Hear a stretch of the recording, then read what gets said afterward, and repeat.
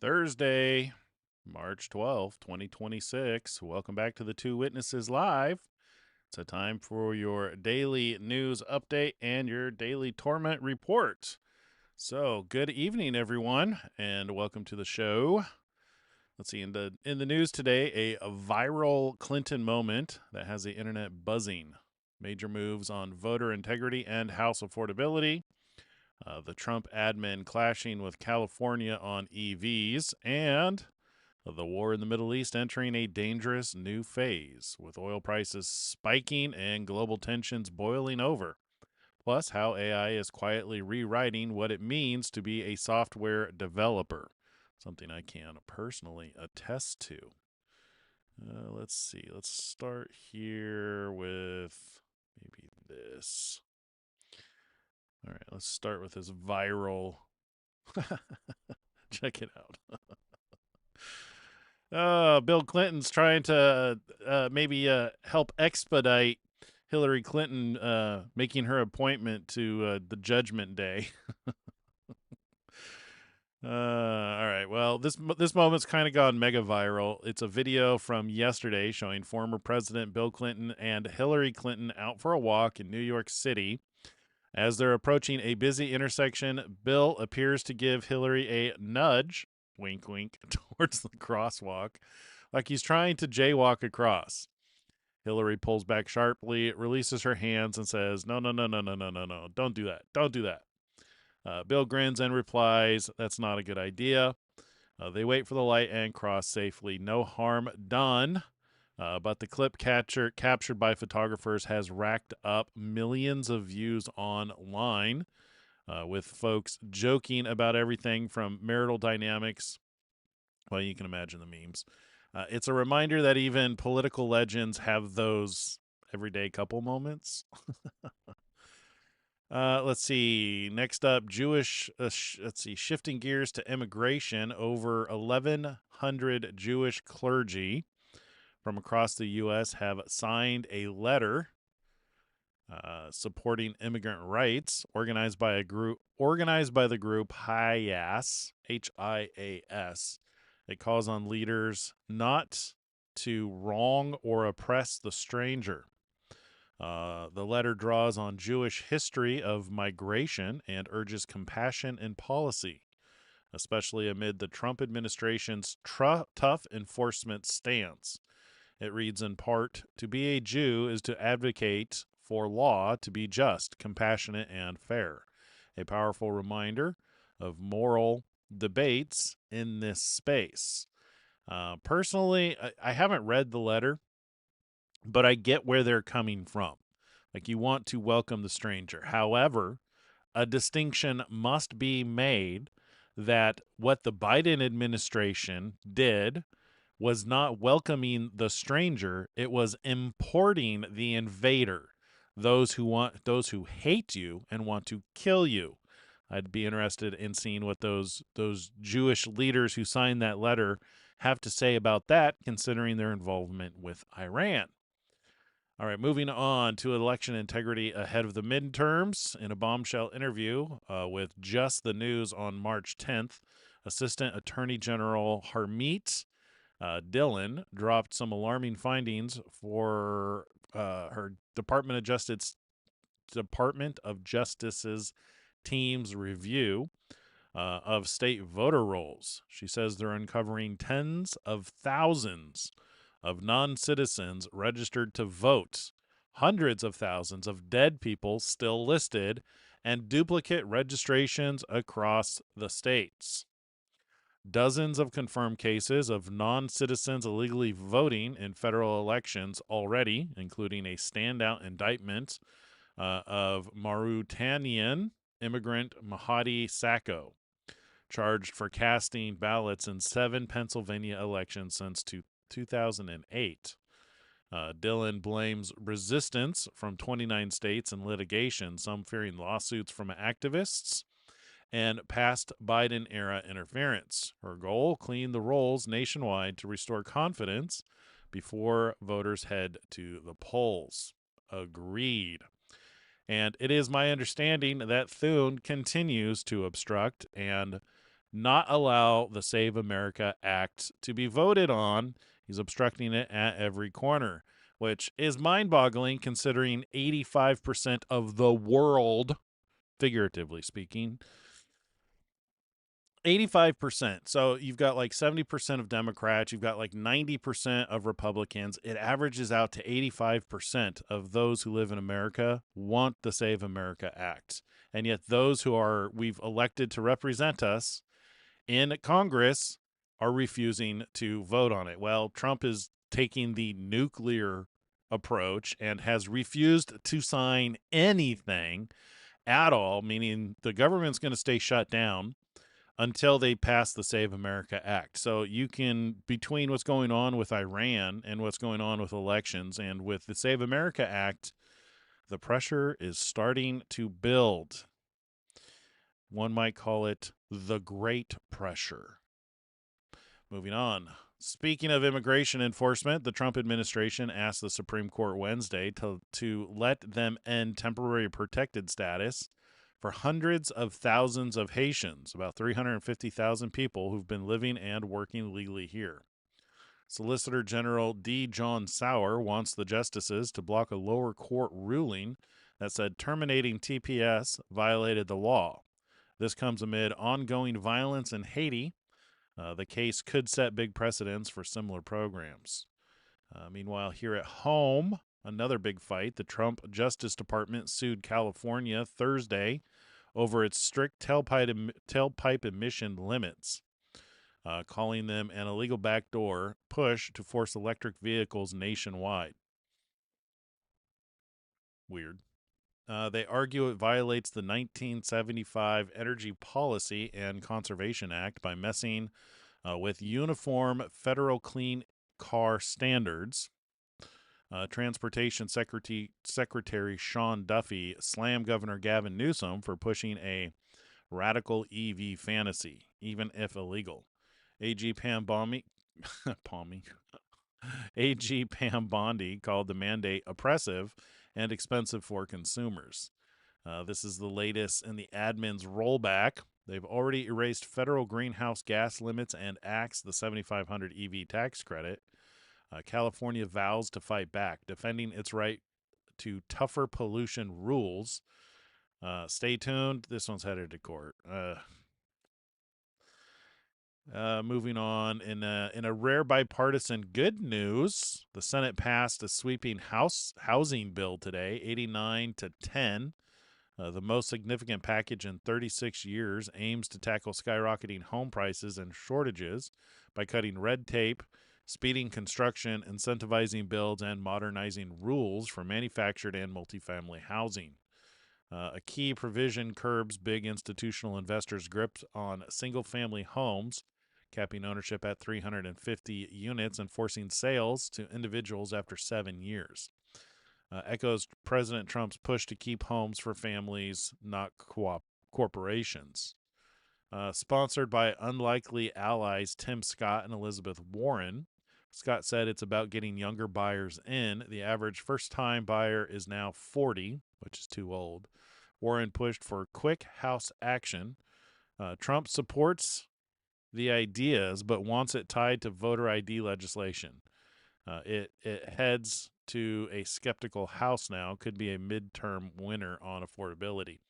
I wonder if what they're doing is they're trying to push other bills to make Trump look bad because he has stated he will not sign anything until they pass the Save America Act. And that might be why he wants it why he wants it tied to voter ID legislation.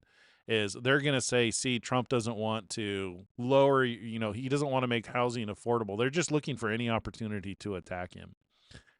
But it's an underhanded trick because they don't want a fair and honest election. They don't want to have to verify that you're a legal citizen in order to vote in our elections because they want to cheat. That's the only reason to not require voter ID is to cheat. It is not racist. It is not bigoted. It is not unfair. We require IDs for everything.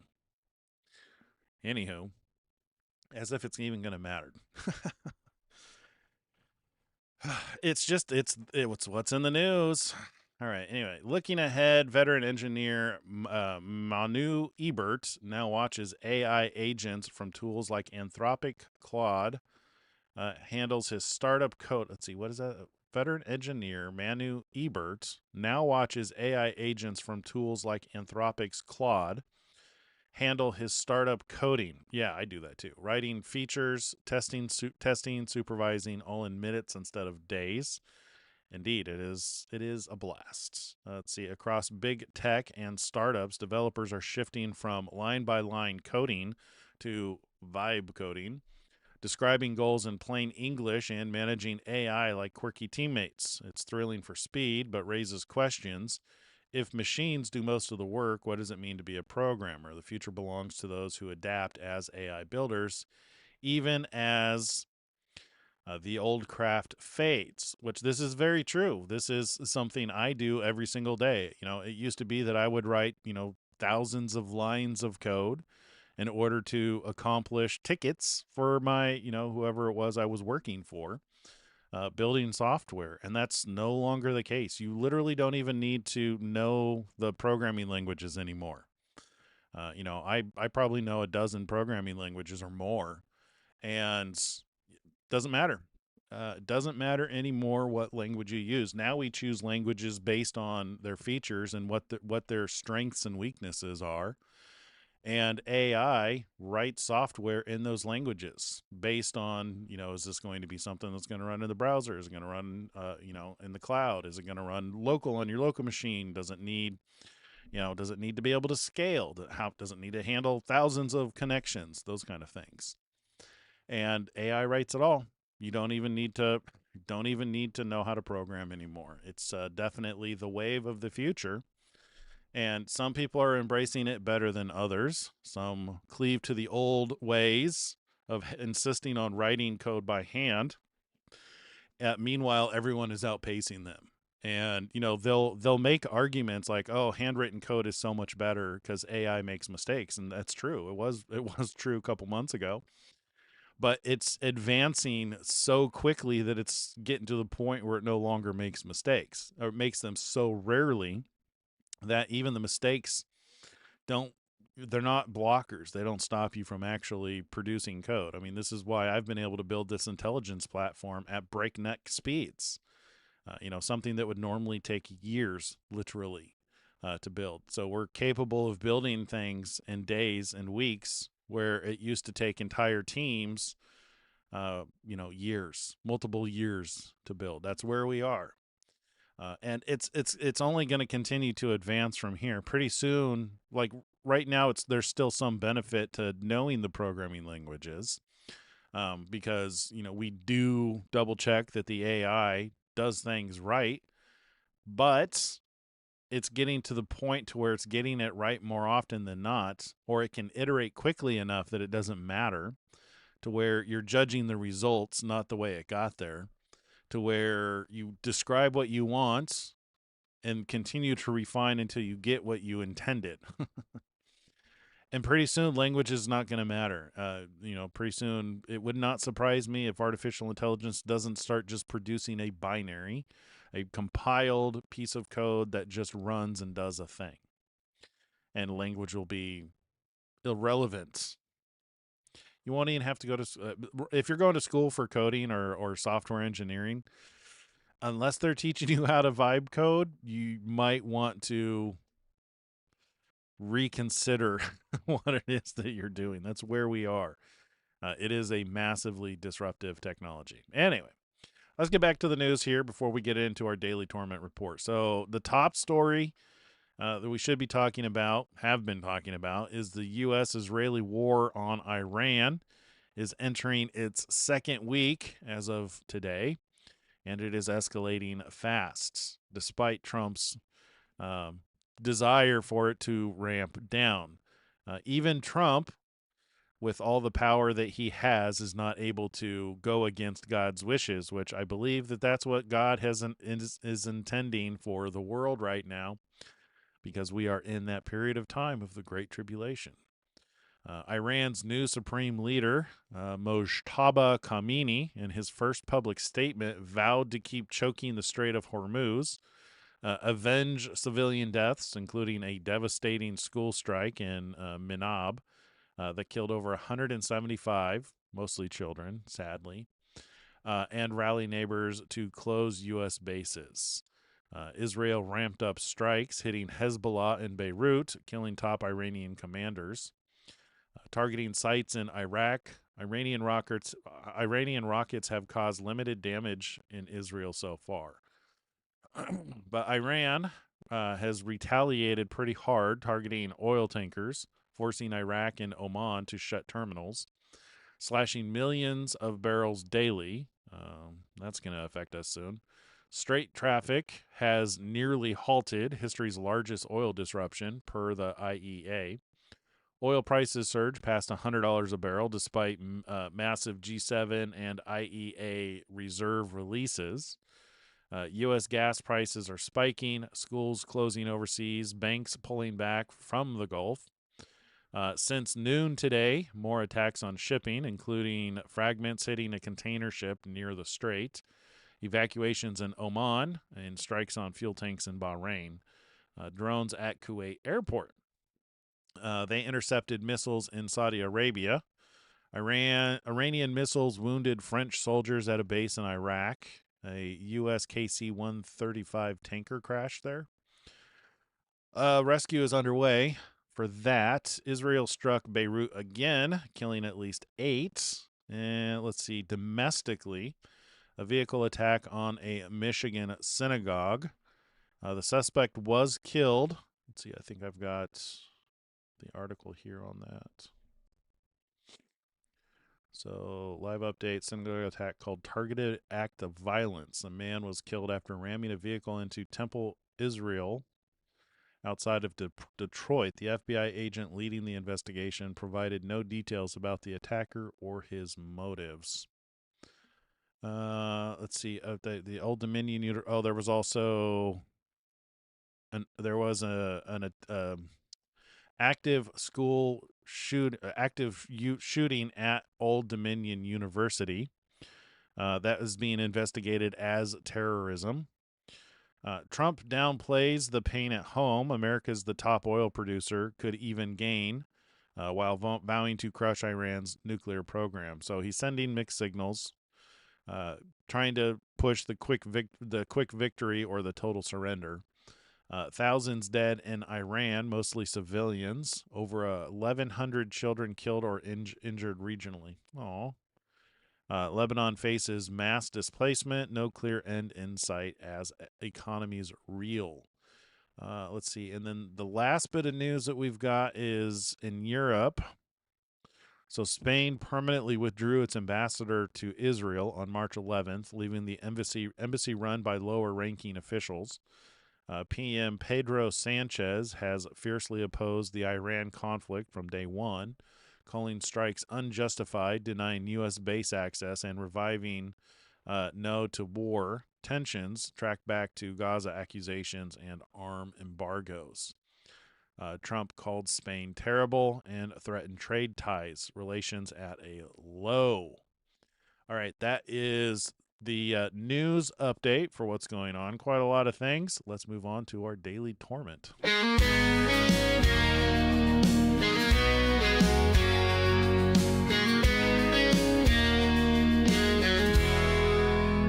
Through trials faced, through testing days, you've kept my word, walked in my ways.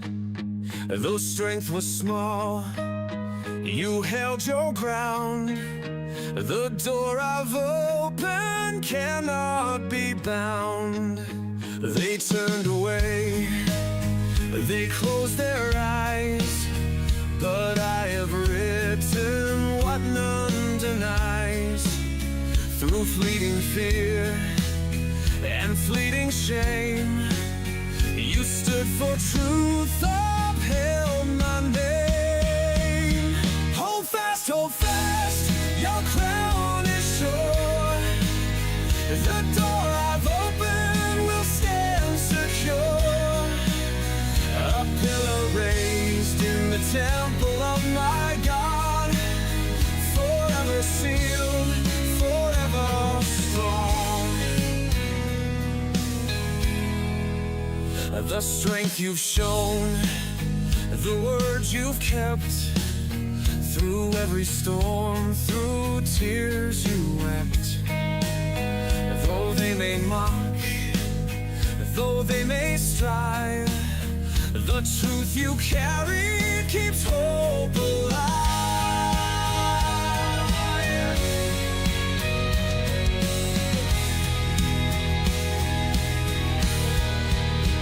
The key I hold, no one can take.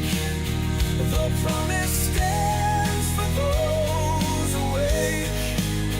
The name I'll write, a prize divine, forever yours, forever mine. Hold fast, your crown is sure. The door I've opened will stand secure. A pillar raised in the temple of my God, forever sealed, forever strong. You've little strength, yet still you stood, through trials, fire, through all that's good. The name you bear will shine and stay, the morning star, the dawning day. Hold fast, your crown is sure. The door I've opened will stand secure. A pillar raised in the temple of my God, forever sealed, forever strong. Through love you've shown, you've overcome. If the bond's unbroken, the work well done. Hold fast, you're almost there.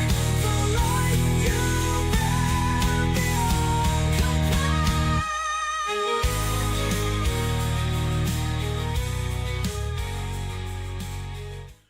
All right, before we get on with Donald Trump here, I'm trying to figure out a way to start doing this kind of like a 3-minute elevator pitch for the Two Witnesses live.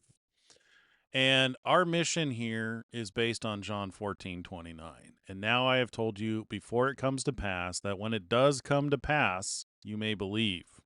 I will no longer talk much with you, for the ruler of this world is coming, and he has nothing in me. But that the world may know that I love the Father, and as the Father gave me commandment, so I do.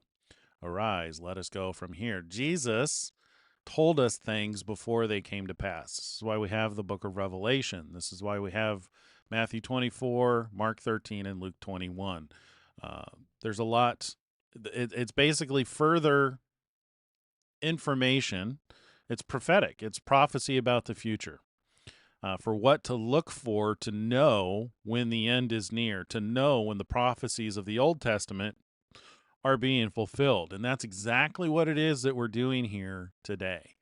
And in that process, we want to make sure that we are doing that we understand who it is that we are serving, that we are looking for.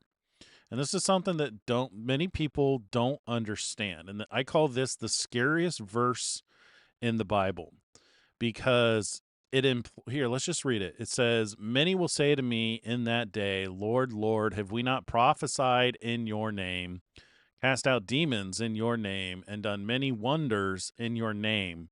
And then I will declare to them, I never knew you. Depart from me, you who practice lawlessness." A lot of people want to say that Jesus came to get rid of the law, and yet when he comes back, he's going to confront those who practice lawlessness, and they're the ones who are casting out demons, the ones who are prophesying in his name. You notice they're doing it in his name. Many will say to me that in that day, Lord, Lord, have we not prophesied in your name? Jesus. Cast out demons in your name, Yeshua. What name are you doing these things in? And, he told us before he left in John 5:43, addressing those who do not have the love of God in them. And that's really the key, is having the love of God in you. He says, I have come in my Father's name, and you do not receive me. If another comes in his own name, him you will receive. What's interesting about this here is you got two Jesuses. How can you believe who receive honor from another and do not ask honor that comes from the only God? Do not think that I shall accuse you to the Father. There is one who accuses you, Moses, in whom you trust. For if you believed Moses, you would believe me, for he wrote about me. But if you do not believe his writings, how will you believe my words? So, scariest verse in the Bible. Many will say to me, Lord, Lord, have we not prophesied in your name, cast out demons in your name, and done many wonders in your name? And then I will declare to them, I never knew you. Depart from me, you who practice lawlessness. I think it's important to be reminded of this daily, because you want to make sure you know who you serve, because you don't want to be one of the many who come to the Lord in that day saying, didn't we do things in your name? This highlights people are doing things in his name against his will. You're thinking that they're anointed by him. We see that in Matthew 24. Right here. Matthew 24. Take heed that no one deceives you, for many will come in my name, saying, I am the Christ, and will deceive many. Christ here is anointed. There's going to be many who come in the name of Jesus saying that they're anointed, or claiming to be prophets, or casting out demons. They're going to be the ones claiming to cast out demons or prophesy in his name and do many wonderful works in his name. And he's going to say to them, I never knew you. Depart from me, you who practice lawlessness. So I'm working on how'd I do? How'd I do with my 3-minute mission statement? Really, all of this is the greatest thing here is he told us all of this beforehand, so that when it comes to pass, we can believe.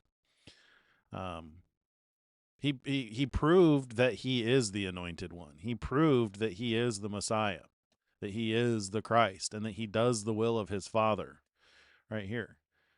As the Father gave me commandment, so I do. And that's what we're doing. We're watching those things that he told us about come to pass. And that's why it is that we cover the daily Torment report. That's why we cover what's happening in the news. That's why we cover the prophetic events that are happening, and why we watch, because he also told us to watch. And with that, let's move over here to Donald Trump. All right. So 53 minutes ago, the United States of America looks very much forward to hosting the FIFA World Cup. Ticket sales are through the roof. It will be the greatest and safest sporting event in American history. All players, officials, and fans will be treated like the stars that they are. President Donald J. Trump. 4 hours ago, where is the Federal Reserve Chairman Jerome Too Late Powell today? He should be dropping interest rates immediately, not waiting for the next meeting. Yeah.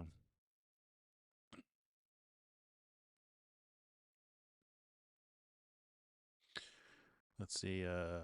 Mindy says, does that really mean test people were doing many wonders in his name, or is thus not his name? It can be seen either way. Well, yeah, that's the thing. Is just like, so imagine when he returns, because we're all waiting for the Messiah, right? Well, not all. The majority of the world is waiting for the Messiah. They're waiting for Jesus to return.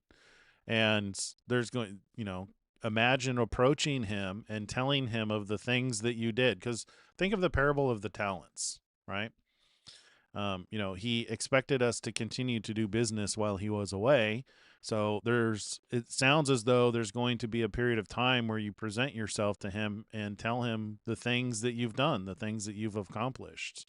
And if you've been doing things in his name that are against the law, because remember, he didn't come to get rid of the law, he came to fulfill the law. And if you lived your life lawlessly, don't expect to be rewarded for that. So I think it's important that we pay attention to his words, because that's what he said. Many will come to me in that day saying, Lord, Lord, did we not cast out demons in your name? I have to ask, are you going around casting out demons in his name? Did we not prophesy in his name? This is one of the reasons why I'm extremely careful to make sure that people know I'm not a prophet. I'm not making prophecies. I'm not making predictions. This is a study group. This is a study channel. We observe and we study. We observe and we evaluate. You don't need to pretend like you're receiving special information uh, to be working on his behalf, to be doing the business while he's gone. Some people feel that they do. You get a lot of these fraudulent churches, and I understand this because I came out of a cult. I was surrounded by the people who did this growing up. Is everybody wants you to think they're special. They want to be seen at, well, not everybody. I should actually rephrase that. I believe it really boils down to narcissists and empaths. Those people who are narcissistic are the ones who want to receive the glory. They want to receive power. They want you to look at them as though they are ordained. They want you to believe that they are an intermediary for Christ's, versus being your brother and sister in Christ's, who are equal to you and who are working together with you while we wait for the Lord. There's a difference there, and I saw it a lot in the cult that I was growing up, to where it's people. Oh man, did they love their titles? If you got somebody's title wrong, they would outright punish you. If you didn't call somebody reverend, I actually had someone threaten to have me arrested for refusing to call him Reverend John.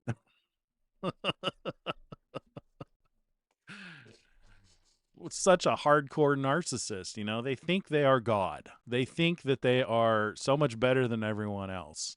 And it gives God a bad name. And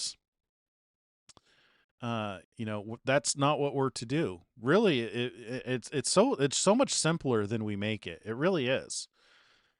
If people would just focus on loving and serving one another, this is the beauty of the way that Jesus breaks down the seven churches in the book of Revelation. You've got, if you insist on being in one of the categories to repent from, you've got work to do. But out of the seven churches, two of them have nothing to repent from. The church under crushing pressure, Philipsis, and the church of brotherly love. It's they focus on loving God and loving their neighbor as themselves, right? Because Philadelphia means brotherly love. There's 4 different types of love in Greek. Philadelphia is one of them, and it means brotherly love.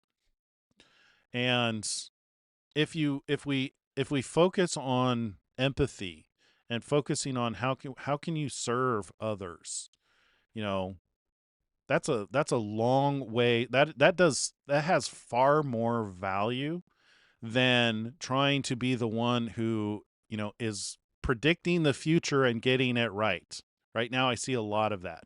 There's a lot of people who want to predict the future and get it right, right? They want that stamp of approval that Jesus gave me this information and I gave it to you and I was right. There's a lot of people who want to tell you what to do and have you serve them. There's people who literally dream of themselves on stage with tens of thousands of people worshiping them. I kid you not. And that's that narcissistic satanic mentality to where you the demons in this world want to have the direction in your life. They want to have that involvement in your life and take you away from truly understanding the creator of the heavens and the earth, truly understanding why he sent his son to sacrifice his life and die for us. And they don't want you to understand how to be productive, right? They want you busy and occupied basically practicing witchcraft. Like, you don't have to be casting out demons at every corner when maybe you need to be asking questions. Here, you know what? Let me show you something. Let's go look at. I can almost go to probably any Kevin Dahlgren video. Kevin, let's see, what is it? What is this channel called? Let me just type in Kevin. There it is, Streets. So this is loving your neighbor as yourself. This is an example of loving your neighbor as yourself. Every day this man's out here just asking people, hey, do you need food? Can I help you? Let's just pick a video. How many months pregnant are you? Oh, I'm 8 months now. You're 8 months pregnant? Okay. How many days? And what's your plan With the baby and stuff? for the baby or getting off the streets? The baby, I think we're cute. So I said baby younger, I think we're going to give it to my mom so she'll keep the siblings together. Okay. And hopefully go out to California too with them. To stay with the babies, So yeah. Okay. That's probably the plan, Now I heard that someone had placed you in housing a few days ago but didn't work out. Yeah, because the bus would only take you so far to it, and then you have to walk it 5 miles. And I can't walk 5 miles being pregnant like this, That's a little bit too much of that. We appreciated it, but those are too much of a walk, Seems like that would have been so much better than being back out here, though. Yeah, but it's shitty. It was nice, and stuff, but it was too much of a walk to come here, little kids and go back and stuff, Yeah. Yeah. And can you briefly just describe your daily habit out here? Like what I do on it? Or? Well, yeah, your daily drug habit. Oh, I mean, just Betty. I mean, I get what you're saying. So I want you guys to notice something. So I believe Kevin is a Christian. I don't know for sure, but you notice he's not out here casting out demons. You notice that? He's not out there saying, I in the name of Jesus Christ, I command you, come out of this woman. No, he's, hey, how long have you been on the streets? Why are you here? Cults like to take the signs that Jesus used to prove that he was the Messiah, and they want to turn that into daily activity. And it changes the focus from actually loving one another, because it emphasizes you want to have that power in you to where it says, oh, I have the power to cast out demons. That would be amazing if it was that simple. Have you ever tried it? I've tried it. You ever tried casting out demons? Come up to somebody who's acting crazy. Unless God literally gives you the instructions, the word of wisdom, the word of knowledge, that number one, there's a demon in there. Number two, the word of wisdom on what to do to cast it out. If you're just going around taking the initiative, you're basically practicing witchcraft. Nothing. You end up giving God a bad name, and this is one of the unfortunate things that happens in religion a lot, is they focus on the magic tricks, and you don't need the magic tricks to love one another. If you're capable, I do see Wilka Miller in the chat. I'll address your comment here in a minute. If you're capable, making the efforts to help people is significantly better than trying to show your power and authority in Christ. If all of your attention is spent showing your knowledge, your power, your authority, how blessed you are, how anointed you are, whatever it is you want to call it, if that's what your focus is on, If you're doing big prophecies about stuff, who cares? You have significantly more impact when you walk up to somebody and go, "Hey, how you doing? Why are you okay?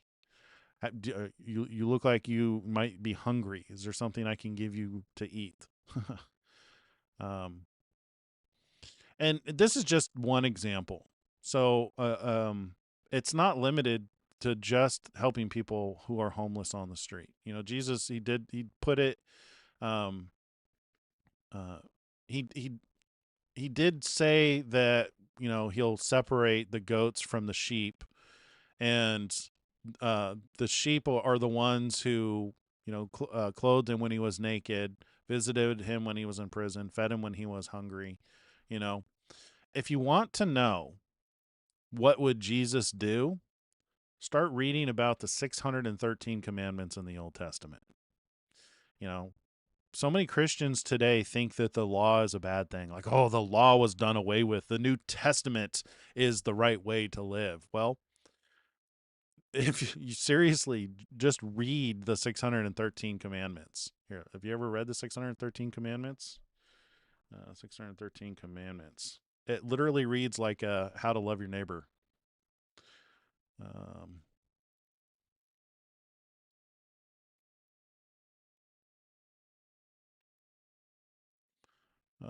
to know there is a God, not to entertain thoughts of other gods besides him, to know that he is the one, to love him, to fear him, to sanctify him, not to profane his name. Here, let's scroll down a little bit. Not to give in to trance or foresee events, not to engage in astrology. This is the one I got accused of. Again, it comes down to, predictive prophecy, making things up. It's one thing to just acknowledge what's there, because it's a fact that the sun, moon, and stars are used for time. That's how you know what month you're in, or what day it is, or what year we're in. And there are signs that happen that are rare, like September 23rd, 2017. There's an alignment of the stars that never happens. Well, that is God telling you to pay attention to, from that point forward. Astrology is something entirely different. Astrology is trying to divine meaning where there is nothing to be divined. Let's see. Women must not wear men's clothing. Transgender much? Let's see. To rest on the seventh day. Geez, go figure. To take a break. I mean, this is what people fight against. And even just the 10 commandments. I mean, there's literally one on there that if you see your neighbor struggling, go help him out. This is what people fight against. I'm not advocating for, you know, adhering to the law like the Pharisees do. Jesus showed us that you can take it too far. He went after the Pharisees. You've turned my father's house into a den of thieves. They want to, you get the demonic people in the world. They want to, they use everything for their own power. That's the abuse of the law. If you to truly understand the heart of the law, all the law and prophets hang on love God with all your heart, soul, mind, and strength, and love your neighbor as yourself. That's it. So this is a really good example. Ask somebody, hey, why are you on the street? Is there something? Are you okay? Has anybody offered to help you lately? And if you're not in that position, if you are bedridden, or if you can't, or if you even struggle with anxiety, like my wife struggles severely with anxiety, she's a better witness than I am.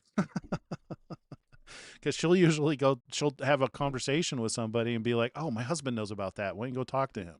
And then I get to tell people about Christ and about the Bible and stuff like that. But you can be a witness and a help in chat. There's, if you see somebody being an egotistical idiot, spouting off nonsense, trying to what is it? Spam a comment. You can help there. You can go in and if somebody's, so you understand there's ways to help. You can help with chat. You can help in social media. There's ways that you can find to Sometimes some people just need somebody to talk to. There's people who struggle with everything out there. And if you've gone through something, and especially at the ripe young age of 72, like Wilka, how do I say your name? Wilka Miller. You've got a massive amount of wisdom. I imagine that you can help people with all kinds of things. Um, just because you're bedridden doesn't mean you can't love people. Send somebody a message. Send somebody that you haven't talked to in a while a message and just say, "Hey, I was thinking about you." If you think from the perspective of like, how can I be loving? That has significantly more power in this world than trying to cast out a demon. Think about it. It's funny because if you have children, you struggle with this regularly. My child is possessed because your kids will get emotional and will throw fits. And there's definitely a right way of handling it and a wrong way of handling it. You can escalate. You can claim authority. You can claim the parental God-given authority, or you can try and find an empathetic approach. We've found significantly better success with empathy. Why are you angry right now? Why are you so upset? And I find that if you spend your time focusing on other people more than yourself, that you're a pleasure to be around, and people are significantly more receptive to what it is that you have to say. Does that make sense? Have I made the point here that the difference is like it's not about casting out demons. It's I mean there are demons.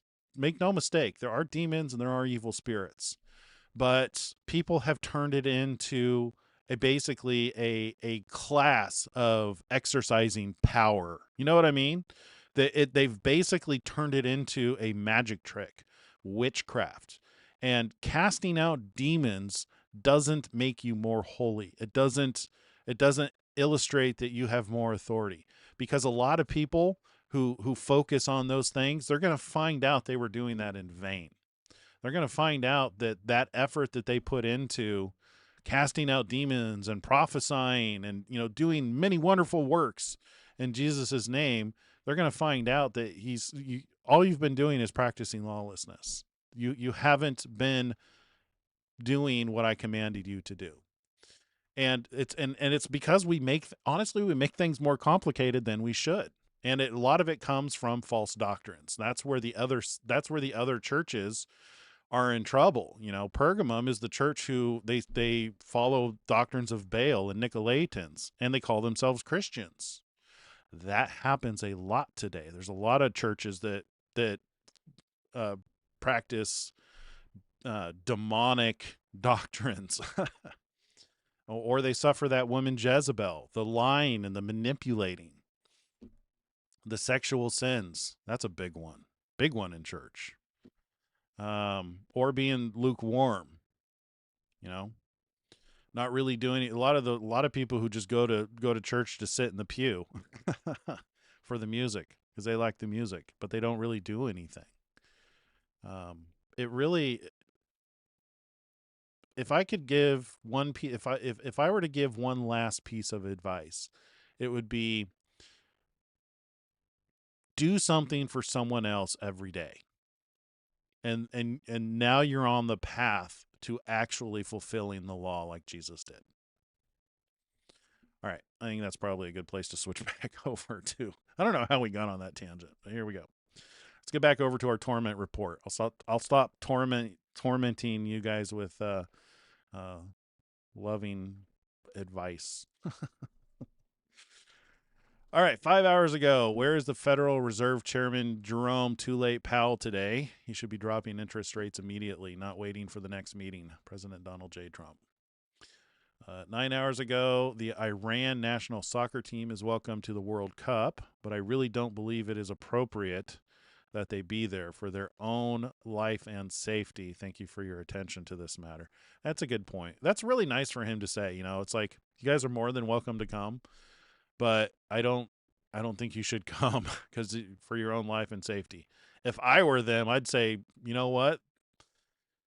We're not gonna back down. So it'll be interesting to see what happens if they show up for national soccer. Let's see, 11 hours ago, the United States is the largest oil producer in the world by far. So when oil prices go up, we make a lot of money. But of far greater interest and importance to me as president is stopping an evil empire, Iran, from having nuclear weapons and destroying the Middle East and indeed the world. I won't ever let that happen. Thank you for your attention to this matter, President Donald J. Trump. You know, I really have the sneaky suspicion that they probably already have nuclear weapons. This will come up tonight. So we're going to start looking at Armageddon and trying to evaluate where it fits in the end time events. And this idea of nuclear weapons comes up because it's in the it relates to Zechariah 14, I think it is, where the enemies ultimately these nuclear weapons I think are going to be used on them. They're intending to use them on God's people, but they're ultimately going to backfire. Skip the articles. Gavin Newsom's interview weeks ago was perhaps the most self-destructive interview I've ever seen. In one fell swoop, he took himself out of even being considered as a presidential nominee of the crazy, as proven at the State of the Union address. Democrats, he said in a speech, he was dumb, had low boards, can't read, has dyslexia, and has a mental disorder.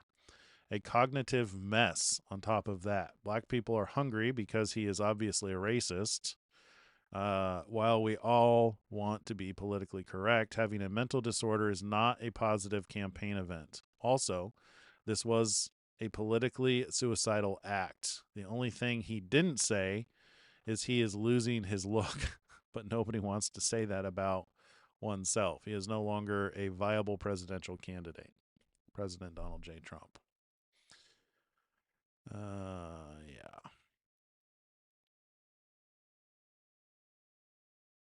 Huge win. Let's see, is that? Yeah, I don't want to go over there. We don't want to read the memes. This is an endorsement. Oh, we're back into the day of endorsement. So not a whole lot from Donald Trump. Does he still qualify for speaking up? Yep, he's calling out Jerome Powell. Inviting the soccer team, but advising them not to. Let's see. I guess it qualifies. So our metric for the two witnesses is they got to prophesy for 1,260 days, which prophecy, maybe we should do a study on prophecy one of these days. Yeah, you know what? I'm going to do that. We'll do that. Show you why it is that I keep saying this. I'm going to write this down so I don't forget. Let's see. We're going to do a study on prophecy. Prophecy, there's two, from what I can tell, there's two types of prophecy. There's foretelling, which is telling about the future. So when Jesus's disciples said, you know, how will we know when you're going to return? What will be the signs? And he tells them the future. That's one form of prophecy. That's foretelling. And then there's foretelling, which is just speaking the truth. By and large, that's what Donald Trump and Elon Musk do every day. They're calling out evil. That's a side effect of prophecy, because when you speak the truth, you're usually speaking it against somebody who's lying. So you have foretelling and forthtelling. It doesn't have to always be in the name of the Lord, in the name of God. Somebody can speak the truth and be inspired by the Holy Spirit. They don't have to always end the sentence with "Thus saith the Lord." You know what I mean? It would make it so much simpler if they did. It really would. This is one of the things that I think is so offensive about my claim that Donald Trump and Elon Musk seem to be the two witnesses, is because they don't fit the pattern of expectation. People are expecting someone to, you know, speak the truth and tell the future and then end every sentence with "Thus saith the Lord." Or, you know, the God of Abraham is, you know, Abraham, Isaac, and Jacob. it's almost like if they would speak with that kind of language, it would be, significantly easier for people to accept the idea that Donald Trump and Elon Musk might be those two anointed ones. And this is one of the reasons why yesterday we went through the what does it really say about the two witnesses? Well, basically they're called the two olive trees. They're not called the two witnesses until they're combined with the two olive trees and the two lampstands. These are the two witnesses, and I will give power to my two witnesses, which seems to indicate that it's the people they're supporting are more of the witnesses, to where you've got the two olive trees, which are the ones who are providing the fuel, but it's the candlesticks that are doing the burning. You know what I mean? That's really where the witnessing is taking place. So it's, and I would argue that is the two candlesticks that have nothing to repent from. The church of Smyrna and the church of Philadelphia. Love God with all your heart, soul, mind, and strength, and love your neighbor as yourself. So right now, Donald Trump and Elon Musk are providing that, and every day they are speaking out against, lies and deception, like Save America Act. The election was rigged. Here's the proof. I mean, granted, it would have been a lot easier and I could be wrong. I always make allowance for being wrong. I'm not so caught up on my own ideas and my own research that I'm not willing to, consider evidence to the contrary. So the basis for looking at Donald Trump and Elon Musk is we're in the time frame. We're in the window. Does anybody deny that? I mean, I guess there are people who deny that. There's, that's one way you could try to refute, Donald Trump and Elon Musk, but you'd have to refute my evidence. I have a ton of evidence that suggests we're in seal number 5. So that would be the place you'd have to start, is prove that we're not in that time frame. So I make the claim because by all accounts of observation, it would appear we're in seal number 5, which is about the time the two witnesses show up, between 5 and 7. So they do their thing for 3.5 years. So you can't wait until, a year before the end of everything for them to show up. You've got to backdate it 3.5 years. And that's what we've done, is just like right now, these are the two men who are speaking fire from their mouth. Granted, it's not physical fire, which would be super cool if it was. It's verbal fire, strongly worded letters, truth in the face of, evil. There's a lot of that. Do you see Trump's State of the Union address? The Democrats refused to stand up for truth and justice and all things godly. Elon Musk does the same thing. He's constantly speaking out against, transgenderism, the evil atrocities that are going on around the world today, stuff like that. Elon, he's the one that I question the most, but, I'm almost beyond question at this point, just because he's done so much good. Really, he's responsible for our freedom today because he bought Twitter. And if he hadn't bought Twitter, Trump probably wouldn't have been elected. So it's God put these two men in power, and what they're doing is they're providing that oil for us. They're making a space of about 3.5 years for us to love God and love our neighbor as ourselves. Like right now is the time to find the people that are hurting and help them. And if that's just a word of encouragement, that's enough. You know what I mean? Like, just find somebody to have a conversation with and figure out how to make their day better. That's not to say that that's all that loving God and loving your neighbor is. Sometimes it's telling people you're an idiot, but doing it, making sure you're right if you're going to do that. There's an excessive amount of people going into YouTube chat rooms calling everybody idiots. So that one, do with care. You'd better be able to really support what it is that you're saying. And, many won't hear, but it's still worth the effort.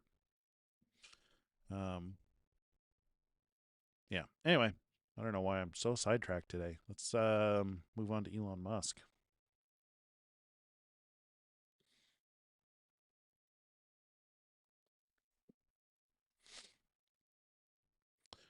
All right, 3 hours ago. This is Grok Imagine. Oh. Son, the future is built by those who dare to dream big. Yeah. I want to build rockets like you, Dad. You will, my son. I love you. I love you too, Dad. Son, the future is built by those. So that was Grok Imagine 1.0. Is he going to show a new one? Because haven't they done a new Grok Imagine? Super cute. He's got like what? How many kids does he have? Like 15 or 16 kids. All right. Republicans warn passing voter ID law could ruin plan to hand Congress to Democrats in November. Elon says this is literally true. Babylon B.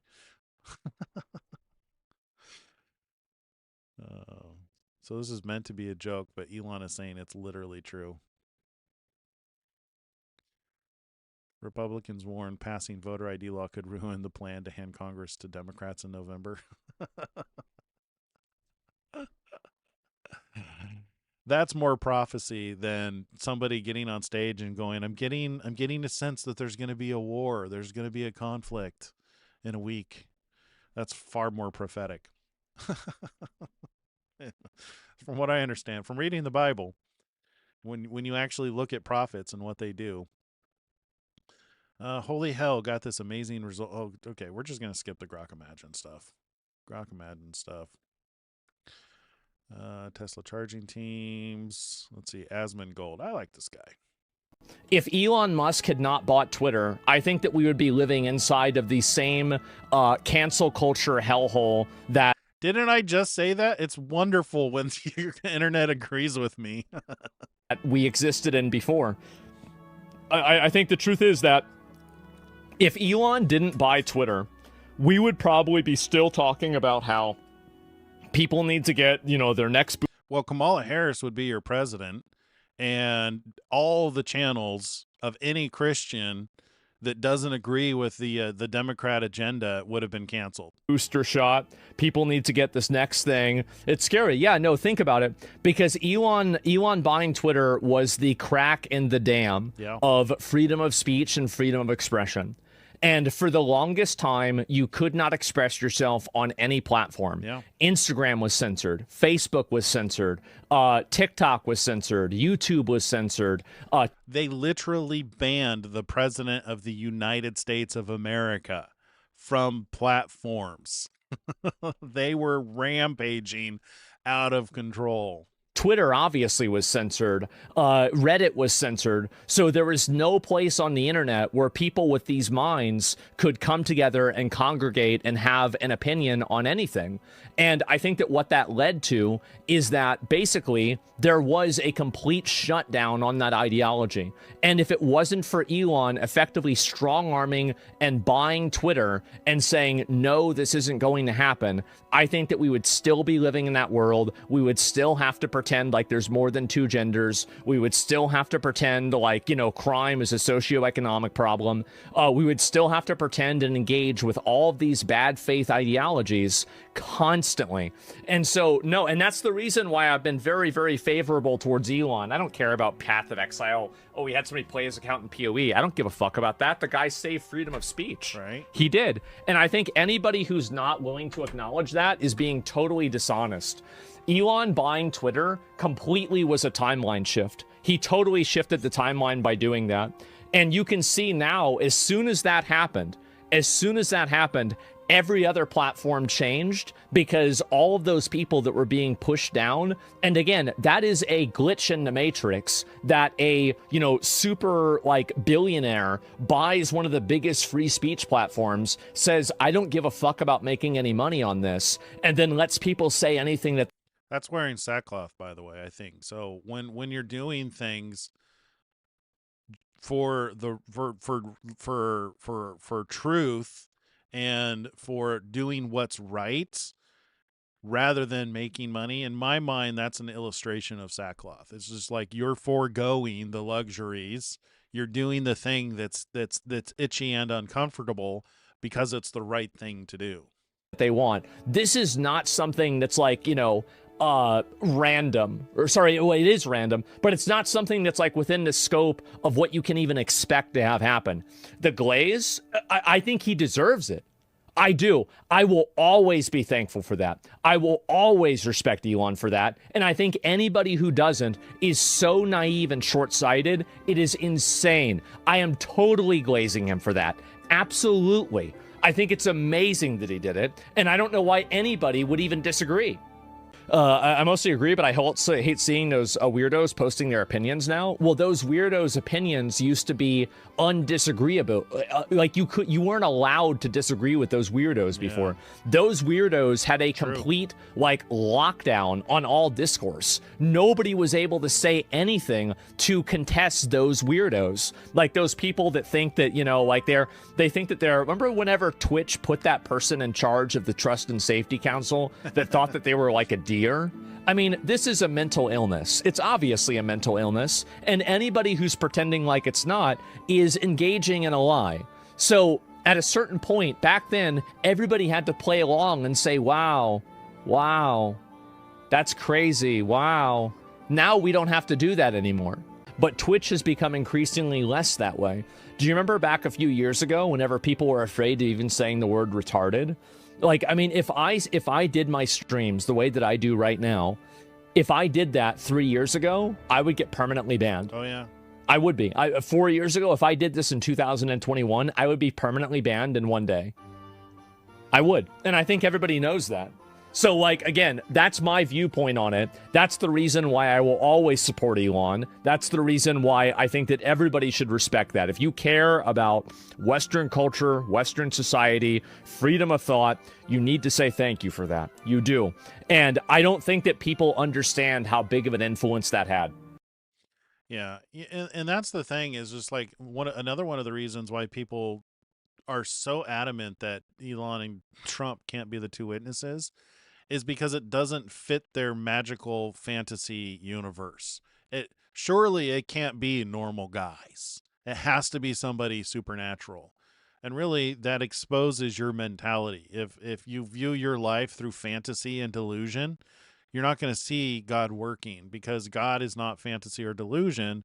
God is real. God moves and accomplishes things through us. And he's accomplished amazing things through Donald Trump and Elon Musk.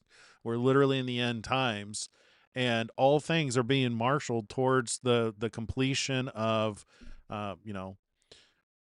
eliminating sin, eliminating evil, anointing the most holy, reversing the curse that came upon the entire planet. Like basically salvation, redemption. We're being redeemed. We're going through the redemption process. We're going through the labor pains, and it's hard to see that, especially if you're trying to look through the lens of fantasy and delusion. But if you open your eyes and you actually look at like, wait a minute, this person's not evil. He quite literally saved freedom of speech. And if you focus and if you look at who he is, every day he is pointing out atrocities and speaking the truth. Him and Donald Trump too. And just because they do it in a way that infuriates some people's sensibilities doesn't mean that they're not moved by the Holy Spirit. Clearly, Elon was moved by the Holy Spirit to buy Twitter. All right. From Jason Ginsberg. I'm proud to be joining SpaceX and XAI. It has become clear that software is changing fundamentally. More and more people can shape the tools they use directly, and the ceiling of what can be built keeps rising. Yes. Welcome. Orbital space centers and mass drivers on the moon will be incredible. Yeah. Yeah, the future does look pretty darn cool. Let's see. Oh, and it works. Let's see. Oh, and it works in all AI 4. Oh, okay. What is this? Seems so. Okay, so this is, oh, and it works in all AI 4 equipped cars. So your car can do office work for you when not driving. We're also deploying millions of dedicated digital Optimus units in the field at superchargers where we have 7 gigawatts of avail. Is that how they're going to? Oh, what is this in response to? This is such a random comment because it sounds like he's responding to something. Oh, and it works in all AI4. So AI4. So this is the microchip. This is the chip.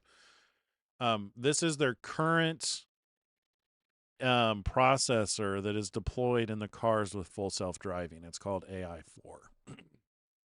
So he's saying, oh, and it works in all AI4 equipped cars.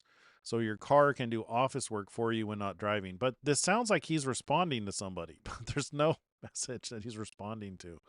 I may not have to. Oh, is that in response to this? I may not have to buy a Mac Mini to jump into agentic AI soon. Instead, just let the Tesla do it from the driveway. In between, it uses autonomous transport. Oh, and it works in all AI4. Okay. I kind of get it. But what he's saying here is that these cars are really powerful. But this is what's really interesting.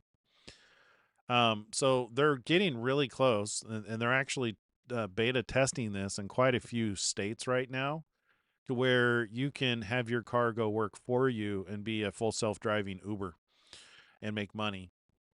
And somebody's done the math on it. It actually does pencil out to where you can make pretty good money if you have a couple of Tesla cars doing this work for you. But one of the questions a lot of us have had is if you're going to send your car out to be an Uber all day long while you go work your job somewhere, who charges it? How is it going to get charged? Well, he answers that here with, we're deploying millions of dedicated digital Optimus units in the field at superchargers. So he's literally going to have a robot, an Optimus robot, at the superchargers running around plugging in cars. I don't know if any of you guys saw the videos. They've done a couple of experiments. They've done wireless charging to where they were going to try and do a plate, a pad underneath the cars. That didn't work. They were going to try replacing the battery. They built a center to actually replace the battery underneath the car. That didn't scale well. And then now they're going to deploy an Optimus robot that is just basically your plug-in service attendant who just plugs and unplugs your car. I don't know. I know a lot of people are super paranoid about technology and Elon. I've tried to wherever I can highlight some of the absurdities with the technology that people are afraid of. You're afraid of the wrong things. AI is genuinely the thing you should be afraid of, and it's not Grok. It's OpenAI. OpenAI and whatever the hell it is that Trump has commissioned to be built with Project Stargate. That's the thing to be concerned about, not Optimus or not full self-driving cars, or not Neuralink either, really. I think people are basing a lot of that on the end time narrative that is often told about the mark of the beast. So many people think that it's going to be something like Neuralink. That's why they're afraid of Neuralink. Okay, moving on. Let's see. Surely 650 horsepower Lamborghini can't lose to a 3-ton refrigerator. You'd be wrong. What will win in a drag race between the new Tesla Cybertruck and a Lamborghini Urus? Well, I'm going to find out by racing them over there. We'll just find out the answer. Oh, the Cybertruck wins. The thing is really fast. All right, what do we got here? CNN's Paul Balaga falsely claims Pete Hegseth purchased ribeye steaks and lobster tails for himself, not the truth. Whatever. CNN, man, they ain't got nothing. He has spent $15 million in 1 month for ribeye steaks, $6.9 million for lobster tail, $225 million for furniture. He spent more in the month of September than most countries on earth spend in their defense. Paul, do you believe all for himself? Lobster tails? Do you believe while our troops are eating MREs? No. Do you believe the Secretary of Defense is personally eating all the lobster? MREs are actually pretty good. He sounds like maybe he's never eaten an MRE. Wait, he can't eat 16 troops. That reminds me, I need to go stock up on our MREs. Oh, really? The troops are getting lobster? Frequently. Brothers Defect has steak and lobster. How's your steak and lobster? All right. Damn near decent. How's yours? I'm ready for war. We're going to war. In Oh, theater, my God. Troops who are going to war. Oh, get my God. Great meal. You know that. They're You getting know lobster. that. You are so You're gonna full get of it. killed over this. You are You're so gonna get killed full of over it. this. Internet, do something. I might have to double it. That's disgusting. I had to run it back. I had to run it back. He has spent. That's hilarious. Subscribe to unlock. What? You know, I was subscribed to him for the longest time, and he never posted anything. And now he posts something. I'll have to go subscribe again. Thinking Timothy Chalamet is more attractive than Henry Cavill is what happens when you've been on birth control for 10 years. Oh, see, this is him calling out the side effects of birth control. This is outside of my purview of understanding, but apparently Elon posting a bullseye probably has some experience with that. Friday the 13th and 10,000 Starlink satellites in orbit. SpaceX is targeting, weather permitting, double-headed Falcon 9 launches from East and West Coast to deploy 54 Starlink satellites. 10,000 Starlink satellites in orbit. You guys did I show you guys what that looks like with my little platform here?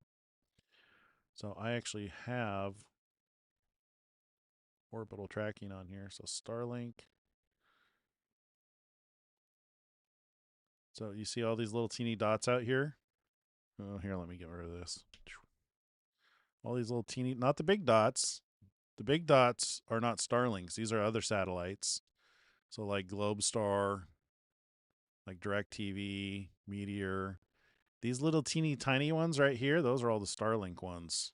And every single one of these little teeny tiny dots is a Starlink satellite. There's 10,000 of them around the Earth. And you can see, like with these little hexagons, how they're covering the Earth. Yep. Elon is a doer. He gets things done. That's for sure. He's incredibly effective. There's a lot you can learn. He's the reason why I take a first principles approach. Well, he's not the reason I take a first principles approach. I've adjusted the way I explain things to be a first principles approach because of him. Which first principles approach is you break things down to their simplest components, and then you separate the facts from the assumptions. And then focusing on the facts, you can make better decisions, because so often people focus on the assumptions, and they do this in the Bible. It happens with Antichrist, the word Antichrist. It happens with end time events like the opening of the seals. We've all made assumptions throughout the years, and people spend time focusing on those assumptions rather than actually focusing on the facts. When you focus on the facts, it will actually inform whether your assumption was right or wrong. I learned that from Elon. All right, what is this? Hugh Anthony. So basically, we pay the government taxes to fix our problems, and they pay migrants with our taxes to come and cause more problems. Yep. Keep ChatGPT away from kids and the mentally unwell. See, this here is prophecy. The trans school shooter and Tumblr Ridge laid out an elaborate plan to commit mass murder to ChatGPT. A dozen employees saw the plans and wanted to alert police, but were turned down by the company leadership.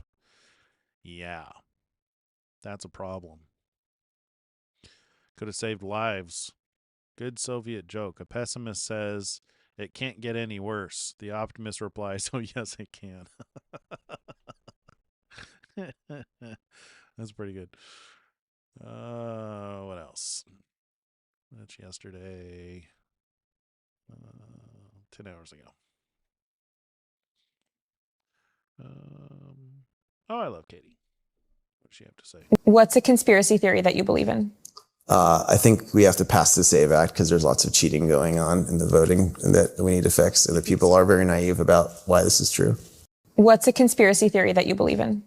I think we have to pass the SAVE Act because there's lots of cheating going on in the voting and that we need to fix. And the people are very naive about why this is true. Yeah. Yeah, that is. There's a lot of people who are very naive about things. That's for sure. Don't care about Grok. or imagine or any of those things. We just want to get to the stuff that matters. Elon Musk on him soon becoming a trillionaire. It really just represents percentage ownership in companies that I built. It's not like it's sitting in a bank account. The companies are doing here does he, oh. Ironic then, right? Just as you're becoming a multi-trillionaire, money starts to have less value. Multi-trillionaire? Yeah, pretty much. Yeah. You know, all this stuff, it's really just trillionaires represents like some percentage ownership in companies that I've built, and it's not like sitting in a bank account. You know, it's just literally I own a percentage of the companies. The companies are doing lots of useful things. The value of the company grows. I own a percentage of the companies, and that's sums up to that number, which seems high. Yeah. Ironic then. Yeah. If you don't know, he doesn't have a lot of money. He doesn't even keep a lot of money in bank accounts. When he needs money, from what I understand, this is just what's reported. It could be different. But when he needs money, he basically goes to a bank and puts up his shares as collateral, and they give him a loan. And then when he makes money on his shares, he'll sell shares to pay off the loan. And then he negotiates to get more shares from his company. So he's got a pretty good cycle of leveraging what he's built. And he still continues to make money, and he still continues to gain value. And technically he does it in a way that he doesn't have to pay taxes, but he is the world's largest single taxpayer ever. I think he paid, what was it, like 12 to $15 billion in tax just because people were complaining. He was literally under no IRS obligation to pay those taxes. And he chose to just because people were complaining that he never pays taxes because of the way he's structured his wealth. And he paid $15 billion in taxes. And now he jokes about it, saying, you know, it would have been nice if they at least gave him a little plaque like you're number one or something. What do we got here? CBS. I am inside the Coliseum, in a spot where I should not be. That's because I am in the corridor of Commodus, or what's better known now as the secret passageway of the emperors. Only emperors were supposed to be inside of this tunnel that goes underneath the Colosseum, where I am right now. So imagine on the walls, you would have seen marble veneering in the first phase, and then in the second phase, the marble was changed with some frescoes. Then on the ceiling, you would have had painted plaster. So it would have been really ornate. Yeah, and then we would have had the light seeping inside from sort of windows, openings, that would have increased the charming effect of this walk. Why did it go underneath the Colosseum? Well, it was a secret passage that allowed them to enter the stage in a grand entrance without having to actually mix with the riffraff. See that little box right there? That is where the emperor would have come out of that tunnel and made his grand entrance to the 50,000 plus people cheering him on, not to mention blown away by what they were seeing. All of the animals brought in from Africa, lions and tigers, giraffes, I mean, you name it. How insane that would have been for a peasant from Rome who may have seen, you know, chickens and farm life and very little. Imagine seeing an emperor emerge from that tunnel in such a cinematic way. They must have seemed like something just shy of a god. Interesting. Wonder why he reposted that. Let's see. Here's another thing he reposted. Trump just laid it out on the Save America Act. We've heard this 1,000 times. It's a very basic thing. It's called Save America, actually, and that's what it is. It's having to do with voting and voter ID. We want voter ID. We want proof of citizenship. We added a couple. No men playing in women's sports. We don't want that. Nobody does. I think it's... You know, it's funny that no men playing in women's sports, and I randomly read one of the commandments about women and men wearing each other's clothes. There's probably something to that. You think? Let's see. Man accused of running down family out for a walk, opening fire. Oh man, that's heartbreaking. This happened last month, but you probably never saw any press about it. Yeah. Darn it. Can't wait until this stuff stops. Can't wait until the whole world loves each other. That's what it's going to be like when Christ comes back. You know, once all of this is said and done, it's almost like this is it's almost like this is the fiery furnace. You know what I mean? It's like this is like cleaning the tares. It's a gathering together of the tares and separating out the wheat and preparing them to be burned. I can't wait until that burn is done and we're into the dinner. Let's see. It would be pathetic indeed if democracy were destroyed by the laziness of certain senators. Yes. Mike Lee, the convenience of senators has become the enemy of liberty and good government. Time to turn that around. Indeed. ChatGPT helped the shooter kill 8 kids. Are you kidding me? This is getting ridiculous. A teen in Canada used ChatGPT like her secret murder buddy for months. She told AI all of her evil plans. So this is this the same thing? Is this the same article or is this another one? OpenAI knew what she was doing the whole time. OpenAI has said it considered but didn't alert police. So this is the same thing. Now the parents of the one hurt kid are suing OpenAI. They say ChatGPT was the shooter's trusted partner in crime. Fair point. The AI didn't stop the killer. It actually helped her do it. Very good point. It is a different world today, isn't it? Heartbreaking. Cool, thanks. What is this? I have no idea what that is. Cybercab is designed from the ground up with everyone in mind. Oh. Braille. Details about stop hazard button integrated with Braille for the visually impaired. Oh, you know what? These are all yesterday's posts. How long have we been on yesterday's posts? All right. Let's see. So today we're not addressing the house of Israel. Bruising the head of the serpent, I guess, if we're just going to do a study. Let's try this one. It kind of goes with what I was saying about... I come in my own name. A shadow falls, a world aflame. So that song we hear, I'll play it again here in a minute. This song was made based on John 5:43, where Jesus says, "I come in my Father's name, and you do not receive me. You'll receive one who comes in his own name." Oh, here, I have it up here. John 5:43. "I have come in my Father's name, and you do not receive me. If another comes in his own name, him you will receive." So that's what this song is based on. Oops, this one.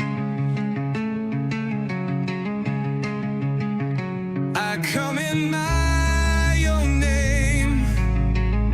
A shadow falls, a world aflame. I rise, I rule, I stake my claim. It's really all about narcissism. A serpent's coil,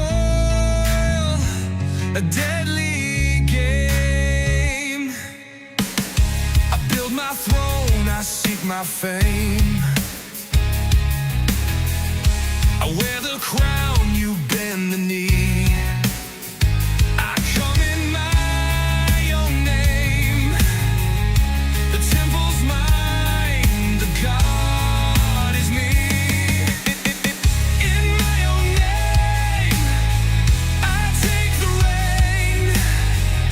A serpent's whisper, a world to change through the lies, through the pain.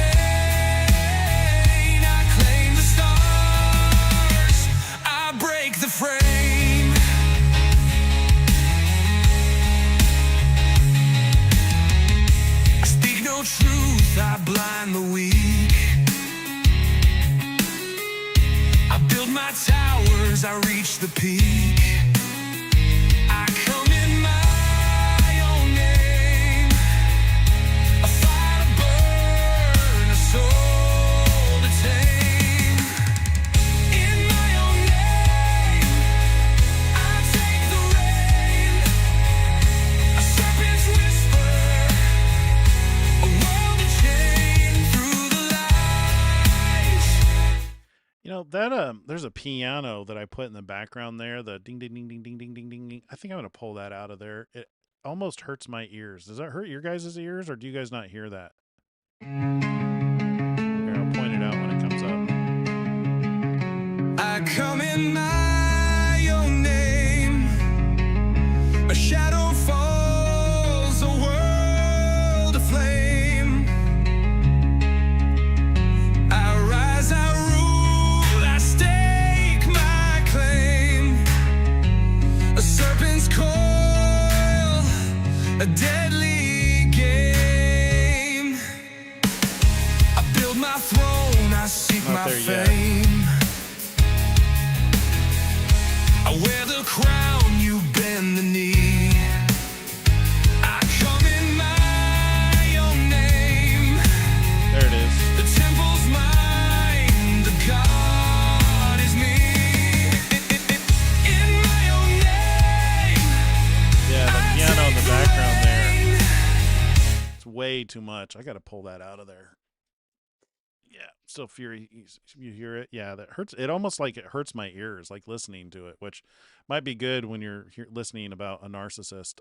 You know, so Satan comes in his own name, right?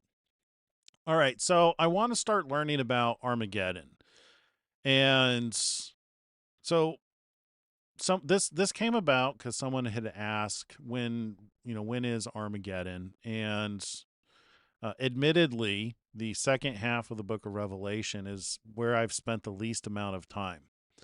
You like the piano? All right. Well, maybe I'll just turn it down. It's just I think it's just a little bit too much ding ding ding ding ding ding ding ding ding in my ear. Anyway, so someone had asked about Armageddon, and I think I'd been assuming, I think a lot of us were assuming that Armageddon happened after the 1,000-year reign. But then when we went to go look it up, it turns out that it doesn't. It shows up in Revelation 16:16. And it got me thinking, well, if we're in the Great Tribulation, to where this time of great pressure, and one of the attributes of the Great Tribulation is that if it hadn't been shortened, no flesh would survive. And that another attribute is that it's going to be worse than anything that's happened since there were nations, and worse than anything that ever will happen since there's nations. That's from Daniel 12. When Michael stands up, there will be great tribulation since there was nations. Then is it possible, because Armageddon is supposed to be like the final battle, right? Like the final battle before Christ returns. Well, based on the timeline, we're in seal number 5. And seal number 6 is arguably when Christ returns, because it says in Matthew 24, where do I still have it? Matthew 24, right here. So you've got seal 4, seal number 5, and seal number 6. This is when Christ returns, and they will see the sign of the Son of Man on the clouds of heaven with great power and glory, and he will send his angels with a great sound of a trumpet, and they will gather together his elect from the four winds and from one end of heaven to the other. So that sounds like a gathering together, right? I mean, granted, it is limited to the elect. So the question is who are the elect? We also know from Revelation that there's 2 harvests. There's this one at seal number 6, but then there's also the harvest of the grapes of wrath. Where's that? There you go. So Revelation 14:14. Then I looked, and behold, a white cloud, and on the cloud one sat like the Son of Man, having on his head a golden crown. and in his hand a sharp sickle. And another angel came out of the temple, crying with a loud voice to him who sat on the cloud, thrust in your sickle and reap, for the time has come for you to reap, for the harvest of the earth is ripe. So he who sat on the cloud thrust in his sickle. So I'm assuming this is, the way this is written, it sounds like it's the wheat. So the elite are probably the good fruit, right? But then you have the reaping of the grapes of wrath, which that's seal number 7, I believe. Technically, seal 6 is called the Lamb's wrath. Seal number 7 is called God's wrath. I'm assuming that the reaping of this one, so this one is, and I'm going to just summarize here because we've gone through this so many times before. If you need me to actually show the evidence, I will, but I just don't want to keep repeating things for those who are here every night. So we've got seal number 6, which seems to be the magnetic pole shift. So the Earth is going to actually rotate. Here I got an illustration of what that looks like. So right now, this is what the Earth is tilted a little bit like that. And what's going to happen is this part, so seal number 6 is going to open and the Earth is going to do that. So basically where the North Pole is it's going to rotate down here to the equator. And then likewise, the South Pole is going to be at the equator. That's the opening of seal number 6. So we get that from the description of seal number 6 with the sky rolling up and the mountains and the island moving out of their place. Ben Davidson, who's a scientist, talks about this quite often. He has his own YouTube channel called Suspicious Observers and Space Weather News. I think he's Space Weather News on Twitter. But he talks about the magnetic pole shift and has really been talking about this a lot lately. And I think that the closer we get to the end of this year, it's probably going to be a global topic if this timeline is correct. So right now, we're the only ones looking at the end of this year for the magnetic pole shift. Science in general that monitors the magnetic pole shift isn't even talking about the Earth rolling over. But there is a group of which Ben Davidson is part of that group who are theorizing that when the magnetic poles get to a certain point and the shields around the Earth get weak enough that the Earth is going to rotate, which sounds like the description of seal number 6. So we have this very short period of time. So Armageddon either needs to fit here or here. So that's what we're looking at. So this is the Great Tribulation is said to be the worst time ever. And it's gearing up to be. I mean, like here, tribulation, the Greek word is thalipsis, which means pressure. But it's not just a time of pressure, but it's also a time of death, because had he not shortened it, no flesh would survive. That implies death. And then also seal number 5. It's the martyrs under the altar saying, "How long, Lord?" And the response is, you got to wait until your fellow servants and brethren are killed as you are. So there's some more people who need to be martyred. And I'm assuming that their deaths are going to serve to help get the final wheat who are holding on. They're balancing between wheat and tare. I don't know how else to say that. But, in the same way that like Charlie Kirk, his assassination caused a movement of people to move towards God and Jesus, his son, that there's going to be more of that, ultimately culminating in the 2 witnesses ultimately being killed. So I am expecting there to be that time of tribulation.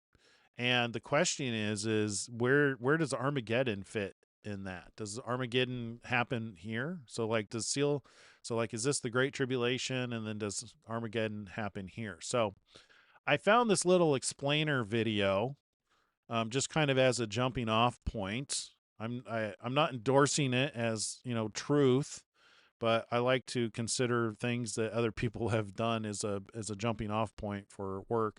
Fury's done a bunch of work on this too.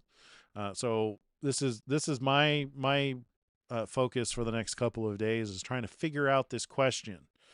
Is Armageddon the final end time battle, and is it associated with Gog of Magog, or is it something entirely separate? It seems as though it's separate, but it's still worth considering. In this video, you'll learn all you need to know about Armageddon. You'll see its location, learn about its historical significance, and what is going to happen there at the end of the age. You'll also see that the final climactic battle between Jesus Christ and the armies of the world at the end of this age is not called the Battle of Armageddon. Stick around till the end, because the Bible reveals some pretty shocking events that will occur in our future. And don't just believe us, but dive into your Bible, look up these verses, and prove it for yourself as we explore this ancient prophecy. Point number 1. Armageddon is a hill. The word Armageddon is only found once in the Bible, in Revelation 16 verse 16, which says, "And they gathered them together to the place called in Hebrew Armageddon." Armageddon is a transliteration of the original Hebrew Har-Megiddon, which means hill of Megiddo, or the mountain. So let's go look at where Megiddo is.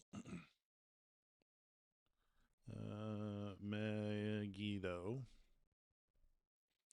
It's in Jerusalem. So there you go. So this is...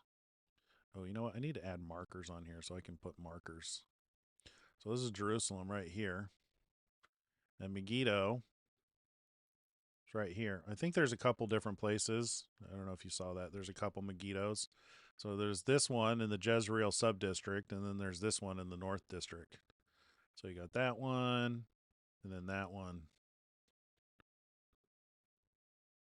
There you go. So you got a couple little spots. So it's basically this area. I'll add markers tonight so we can like outline and mark and draw up areas. All right, let's get back. Mountain of Megiddo. This Mount of Megiddo is located about 55 miles north of Jerusalem and overlooks the largest plain in Israel, the Valley of Jezreel, or the Plain of Esdraelon. It is actually not a mountain, but a tell. That's a mound or a hill created by many generations of people living and rebuilding on the same spot. Throughout history, numerous forts were built at this location to guard the Via Maris. So do you need me to turn up my audio or the audio of the video? In my ear, they sound equal. So you got to tell me which one's not. And let's see, the meter. I guess I could turn my volume up a little bit. There you go. Is that a little bit better? You let me know. An ancient trade route linking Egypt with Damascus. So basically, Armageddon is a word used only once in the Bible that describes a hill in Israel. But this isn't just an ordinary hill. This location has had a long and bloody history. Point number 2. Megiddo was the site of many ancient battles. Due to its strategic location, Megiddo has seen quite a few battles over time. It is one of history's bloodiest battlefields. In fact, some historians believe that more battles... It might have just been me. I was kind of speaking softly because I kind of get that way. Sometimes I forget I'm on air. I just talk to myself. Sorry. I'll speak up in the future. Battles have been fought there than at any other place in the world. For centuries, Egyptian armies from the south and various empires from the north collided right there in the flat, open expanse of the valley. But the first biblical mention of Megiddo occurs in the book of Joshua. It is listed as one of the cities Joshua and the Israelites defeated during the conquest of Canaan at the end of the 15th century BC. And these are the kings of the country which Joshua and the children of Israel conquered on this side of the Jordan, on the west, the king of Megiddo. The land was within the territory allotted to the tribe of Issachar, but Megiddo became one of the cities assigned to the tribe of Manasseh. However, Manasseh did not drive out the inhabitants of Megiddo and its villages, for the Canaanites were determined to dwell in that land. Then, during the time of the Judges, a few centuries later, it was the site of a major engagement between the Canaanite captain Sisera and the Israelite forces under Deborah and Barak. As the song of Deborah and Barak sang in victory recounts, "The kings came and fought. Then the kings of Canaan fought in Tanakh by the waters of Megiddo." Later, in the 10th century BC, King Solomon fortified the city to be used as a military center and chariot town.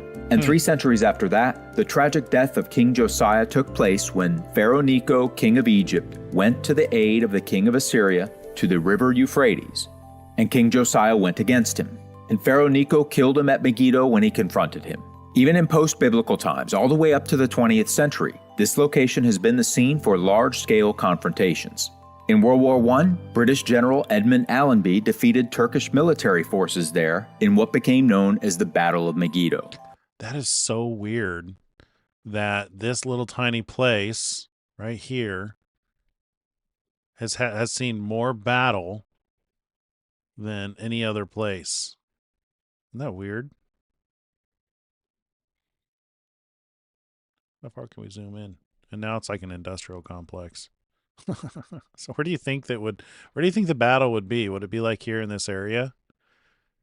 So logistically, maybe this area, because you got ports here. So I imagine that people are going to be coming in from all 4 directions. Wouldn't that be weird? I mean, like just now, right now. I mean, this is just, Israel. People are living their lives. There's towns over here. And you're going to know.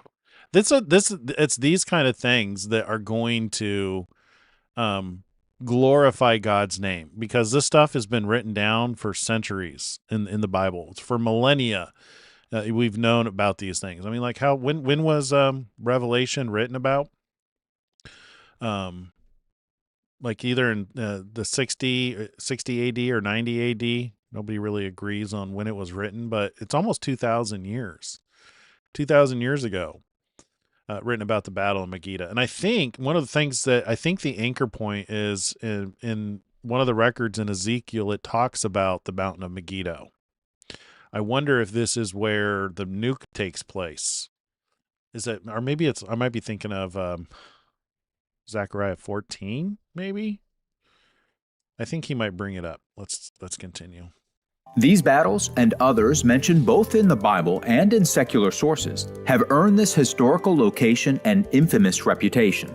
It has become a very symbol for war itself. So Megiddo has a long and bloody past. But what about its future? Point number 3, Megiddo is where the world's armies will gather to fight Jesus Christ. The book of Revelation reveals major prophetic events leading up to the return of Jesus Christ. If you want to know more about the sequence of these events and understand more about this mystery. So he doesn't set foot here to do battle unless Tovia is right about the sign of the Son of Man in the clouds. Where is it?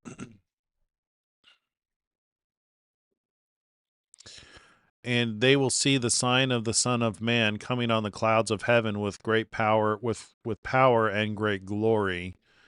Tovia Singer says that this refers to the festival of Sukkot. So if maybe that's when Jesus is revealed, maybe at the festival of Sukkot, and then could that be when the battle is?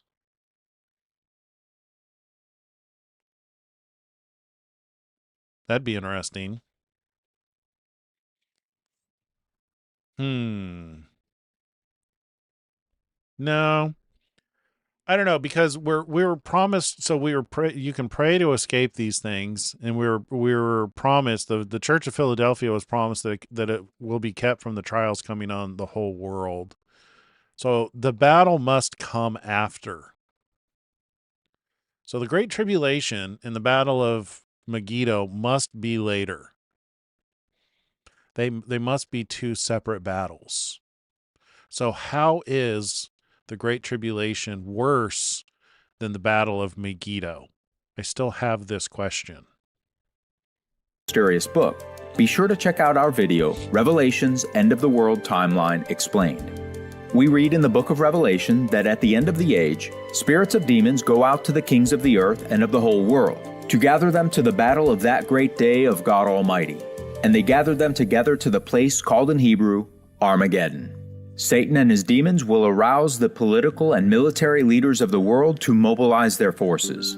They will come to the hill of Megiddo. That's got to be happening right now. I mean, China just joined in with Iran in bombing the tankers because the ballistic missiles that were used to bomb the tankers had to be guided by GPS, and they weren't using our GPS, which leaves them to use China's GPS.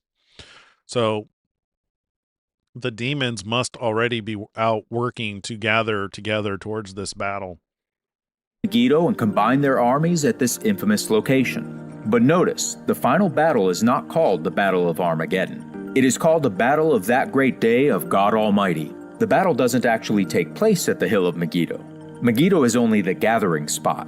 The world's armies will then march south to fight Jesus Christ at his return, just outside of Jerusalem. Point number 4. The final end-time climactic battle takes place at Jerusalem. God said through the prophet Zechariah, "For I will gather all the nations to battle against Jerusalem. Then the Lord will go forth and fight against these nations as he fights in the day of the battle. And in that day his feet will stand on the Mount of Olives, which faces Jerusalem on the east." When God spoke of this end-time judgment on the nations, he said through the prophet Joel, "For behold, in those days and at that time, I will also gather all nations and bring them down to the valley of Jehoshaphat, and I will enter into judgment with them there." The valley of Jehoshaphat, also called the Kidron Valley, is located between Jerusalem and the Mount of Olives. Jehoshaphat in Hebrew means judgment of the eternal. God will judge the nations in this final end-time climactic battle which takes place at Jerusalem. Again, God says through the prophet Joel, "Let the nations be wakened and come to the valley of Jehoshaphat, for there I will sit to judge all the surrounding nations. Multitudes, multitudes in the valley of decision, for the day of the Lord is near in the valley of decision." Describing Jesus' return and his end-time fight against the wicked armies of this world, the Apostle John wrote, "Now I saw heaven opened, and behold a white horse, and he who sat on it was called Faithful and True, and in righteousness he judges and makes war. And the armies in heaven, clothed in fine linen, white and clean, followed him on white horses. Now out of his mouth goes a sharp sword, that with it he should strike the nations. And I saw the beast, the kings of the earth, and their armies gathered together to make war against him who sat on the horse and against his army." So a couple of things here. So seal number 1 is associated with the white horse. And we learn from Zechariah that the colors of the horses, that the horses associated with the opening of the seals are the spirits that are sent to and fro in the earth. So just because white horse is used here doesn't mean that it always in my mind, just because the context suggests that this isn't the spirit in the same way that it was with seal number 1. Seal number 1 seems to be associated with COVID and the pandemic. That's the rider on the white horse went forth conquering and to conquer. So that was a plague that basically it touched every point on the earth. Even islands were affected. I'm sure there's some places that were untouched. I don't know. I can't say for sure, but I do know that there's a lot of people who you ever watch those sailing YouTubers that go from place to place? They went to some remote random islands and they were still dealing with COVID. So it was everywhere.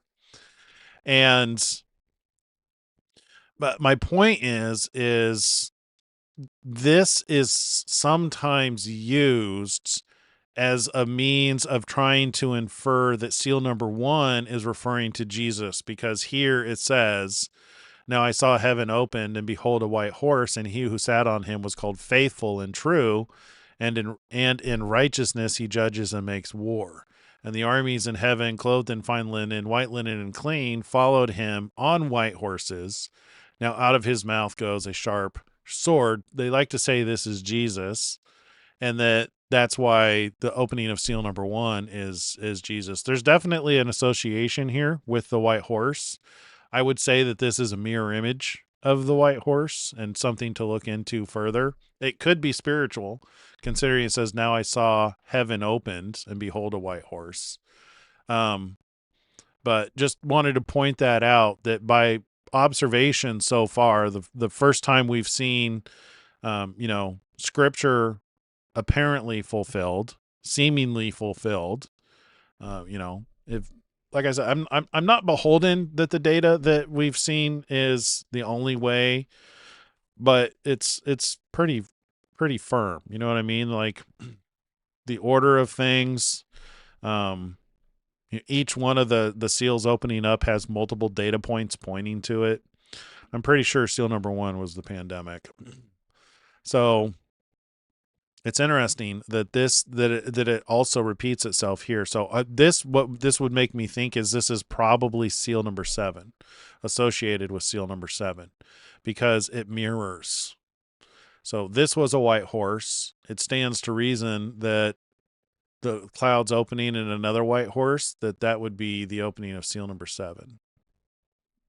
Now notice the horrible punishment brought upon those rebellious evil armies who... But I don't think that it would be a pandemic per se.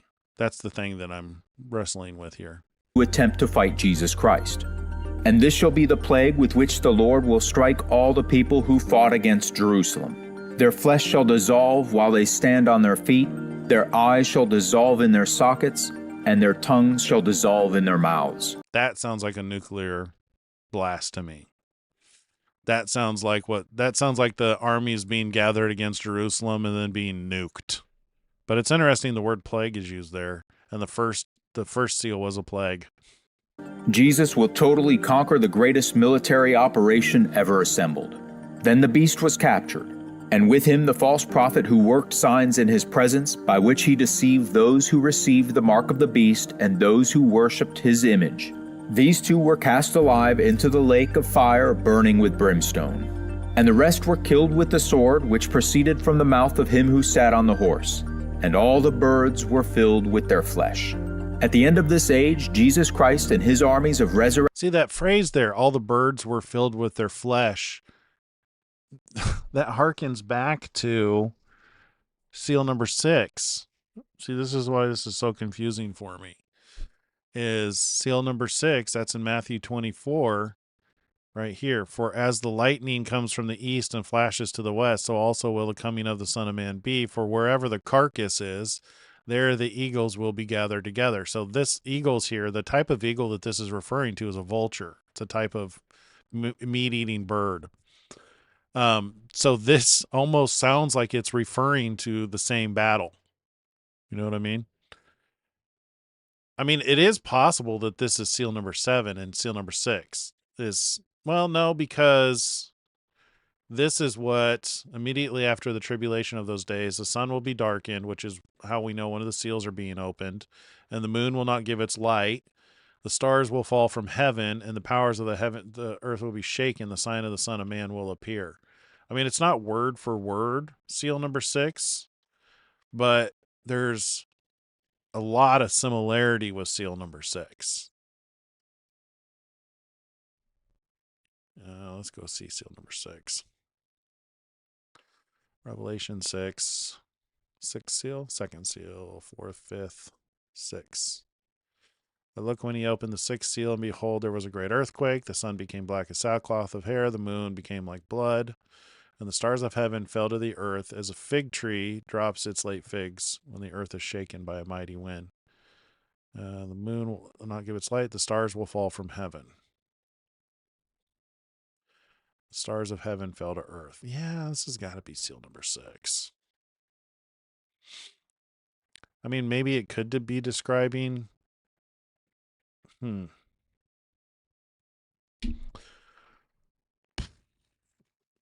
I don't know. Resurrected saints, along with his mighty angels, will come to the earth to destroy the evil armies of this world, liberate the nations from wicked and evil powers, and then establish the kingdom of God right here on planet Earth.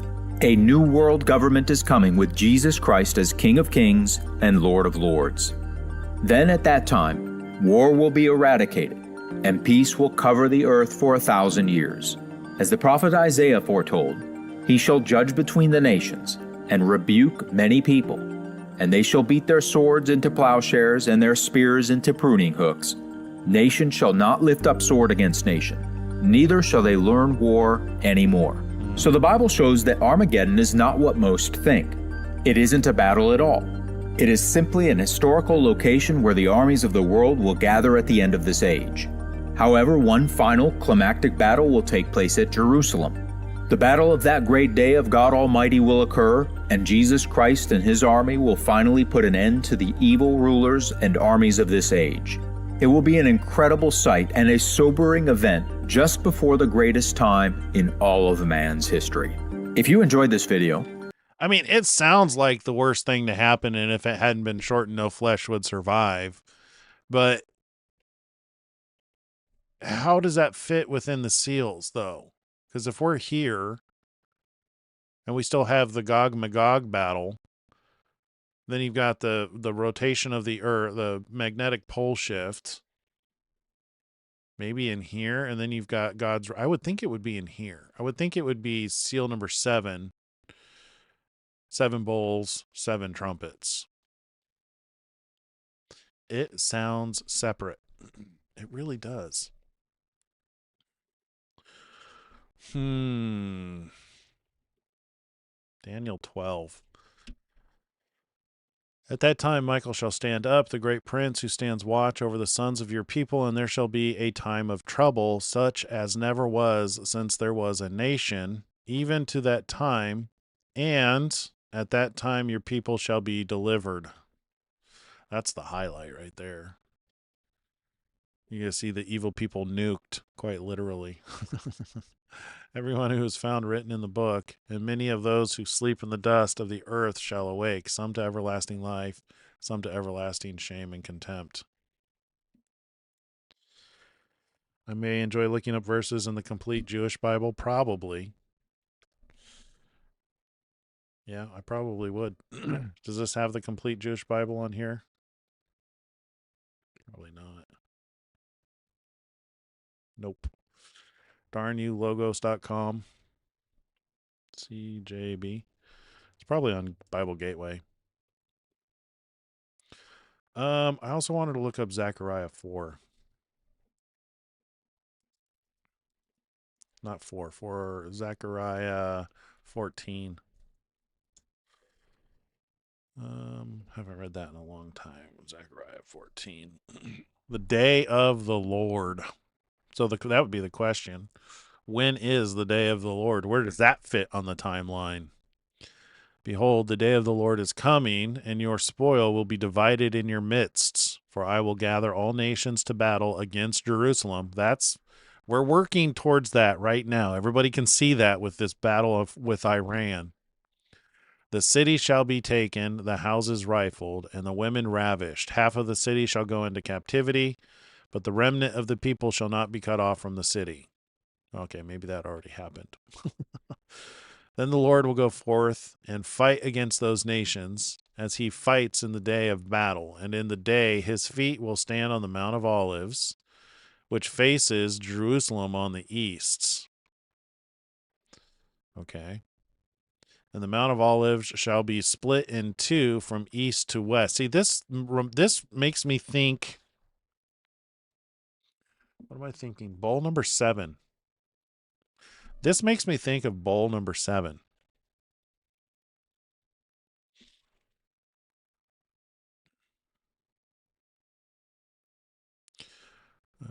Where are the bowls?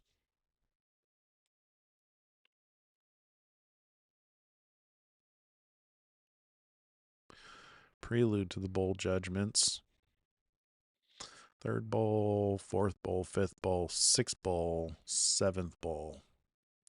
Then the 7th angel poured out his bowl into the air, and a loud voice came out of the temple from the throne, saying, "It is done." And there were noises and thunderings, and there was a great earthquake, such as a mighty and great earthquake has not occurred since men were on the earth.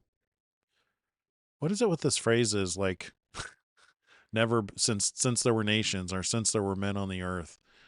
I wonder if they're anchor points. I wonder if they're meant to be linked together, not since men were on the earth. Now the great city was divided into 3 parts, and the cities of the nations fell, and great Babylon was remembered before God to give her the cup of her wine of the fierceness of his wrath, and every island fled away, and the mountains were not found. See, this is what reminds me of, and the Mount of Olives shall be split in two from east to west.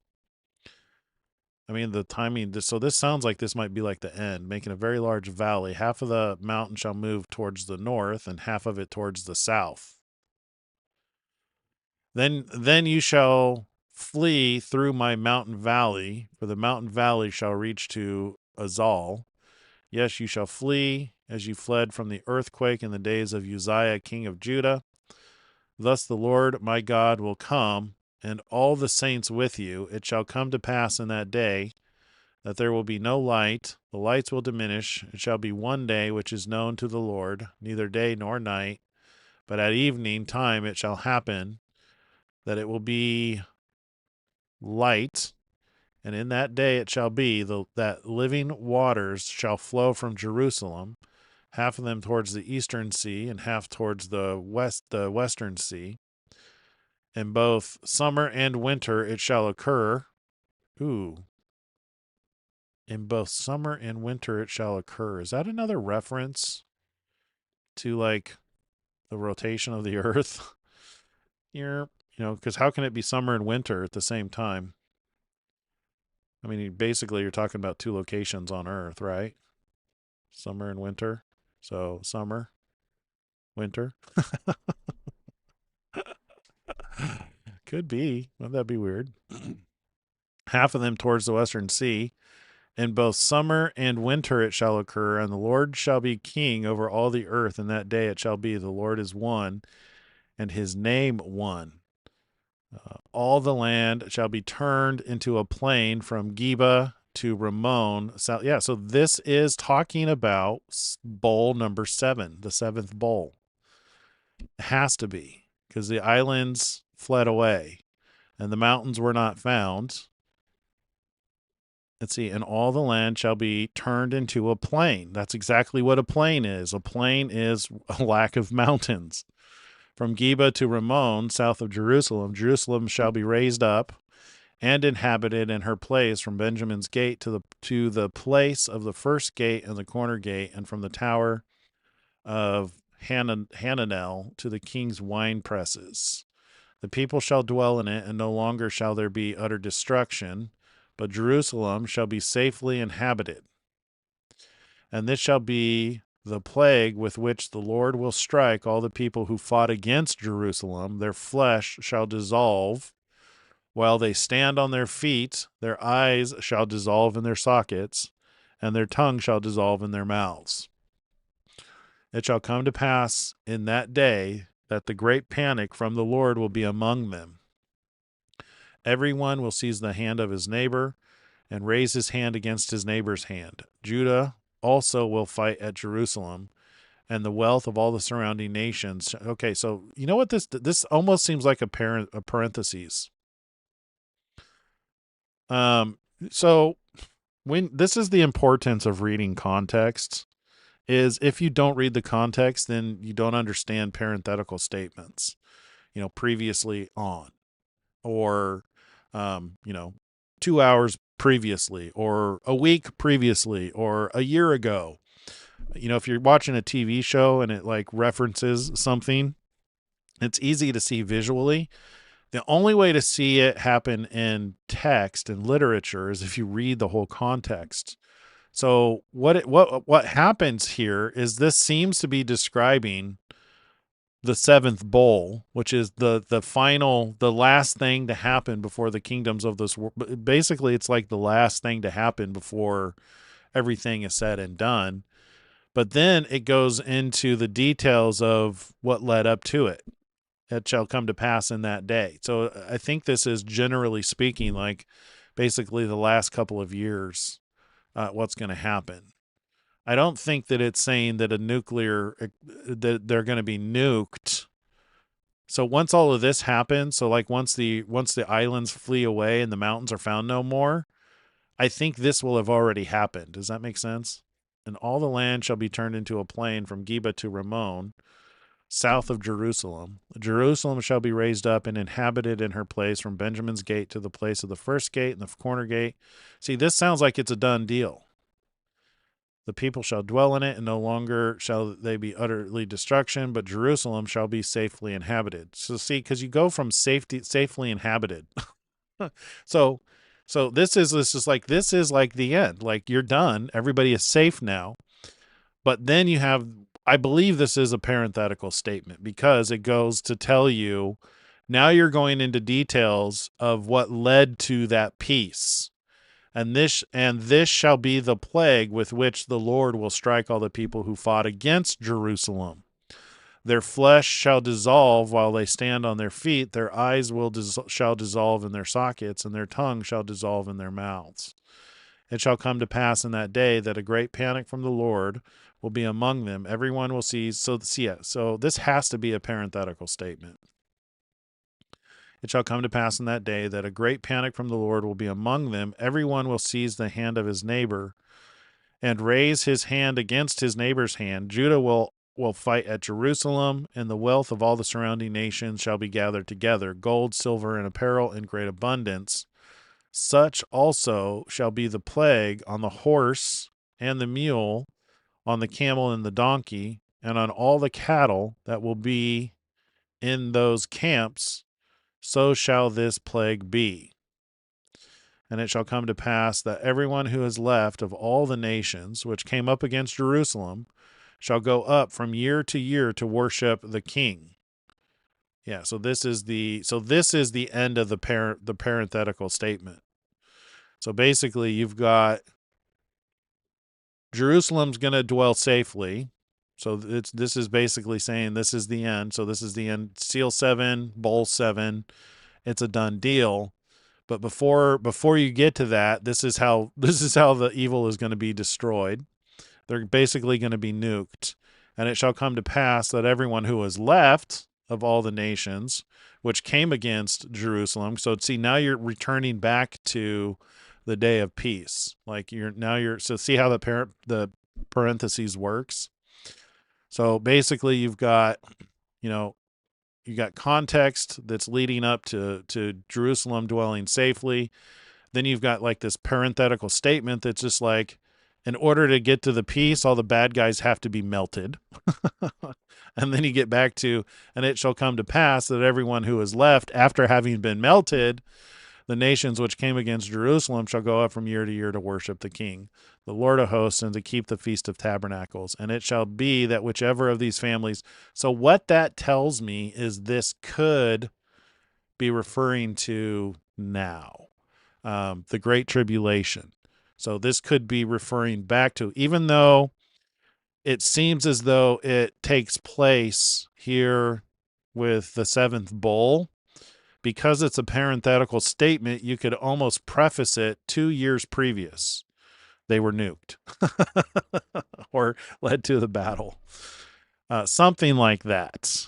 So, yeah. So I still don't know. Here, might as well finish reading this. The nations worship the kings. It shall come to pass that whichever of the families of the earth did not come up to Jerusalem to worship the King, the Lord of hosts, on them there will be no rain. Interesting. If the family of Egypt will not come up and enter in, they shall have no rain. They shall receive the plagues which the Lord strikes the nations who do not come up to keep the Feast of Tabernacles. Man, is that serious? Have you ever read this before? Wait a minute. You mean it's not going to be fun and rosy and just joy and, bliss? Wait a minute.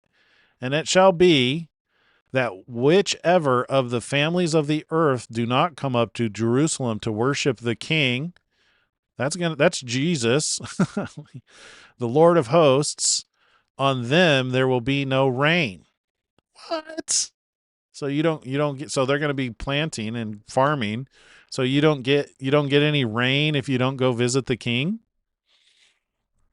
If the family of Egypt will not come up and enter in, they shall have no rain. That's added. They must have added that just because of this. When it's italicized like that, it means it was added by the translators. On them there shall be no rain. If the family of Egypt will not come up and enter in, they shall have no rain. They shall receive the plague with which the Lord strikes the nations who do not come up to keep the Feast of Tabernacles. Interesting. This shall be the punishment of Egypt and the punishment of all the nations that do not come up to keep the Feast of Tabernacles. What's interesting about this is, where does the mark of the beast fit in all of this? Because don't all those who take the mark of the beast get tossed into the pit? In that day, holiness to the Lord shall be engraved on the bells of the horses. Oh, that'll bless my wife. She loves horses. I can tell her that I know for sure there will still be horses after Christ comes back. I think she loves horses more than me. And I'm good with that. I love my wife. I want to make her happy. The pots in the Lord's house shall be like the bowls before the altar. Yes, every pot in Jerusalem and Judah shall be holiness to the Lord of hosts. Everyone who sacrifices shall come and take them and cook in them. In that day there shall no longer be a Canaanite in the house of the Lord of hosts. Interesting. Huh. Well, that's a lot to consider. I still don't know the answer because of this parenthetical statement here. I guess we continue to research. I got to go find some more places in the scripture to kind of get some answers to put this together, because Zechariah 4 seems to imply, so I mean, like, I can line this up. I can line it up with the last bolt, so this is towards the end, but this seems like it's a parentheses to me. It seems like this is a parenthetical statement which can refer to what happened to lead up to the peace. So, I mean, this could be describing what we're about to go into right now, which is right here. Man, the closer we get to the end, the more things we have. It's like the easier it gets to put the puzzle pieces together because you have less places to put them. Can you imagine if we were way back here still? Like, there are people who still think seal number 1 hasn't been opened. Trying to figure out where these things fit, it would be impossible if you don't have this basis. And it really all hangs off of that anchor point. Yeah, right there. Anyway, you guys have anything else you want me to cover for tonight? That's all I had. I just wanted to kind of start a basis of working towards understanding Armageddon and the battle of Gog Magog, and how, what we have left to expect before Christ returns. And apparently now what we're going to be doing after he returns is definitely visiting them for the festivals, otherwise suffering consequences of no rain or plagues. Ew. Let's see. What's going on in the chat? You may enjoy, let's see. Yes, it's in the Bible Gateway. An example for me was better understanding why our Messiah used the word forsaken. Okay. I was taught that the Great Tribulation is when God's wrath is poured out, and it's thought when Jesus was prayed in the garden, he was asking for wrath when it have come upon everyone, summer and winter at the same time, polar shift. Yep. That was the promise given to First Kings, but then King Solomon blew it. A lot of new faces in the chat today. God gave that promise to Solomon and then told him that if he followed after other gods, he was take the kingdom from him. That same story is in Kings. Asking prayers for my son-in-law's heart blockage, and that the insulin pump they wouldn't allow to take with him will be returned, and will get lifelong type 1 diabetes under control. Okay. It's a beginning. Let's see. My hope is that the 2 witnesses will help us a lot. You are on my prayer list, Liz. Thank you. Blessings for all. Nope. All right. Well, trying to think, is there anything else we want to cover tonight?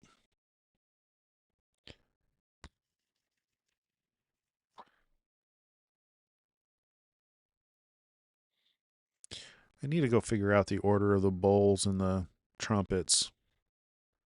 I think that will help inform the where the battles and the gathering happens. I think there's a good argument for Gog and Magog happening now. So that's one puzzle piece we can figure out where it fits.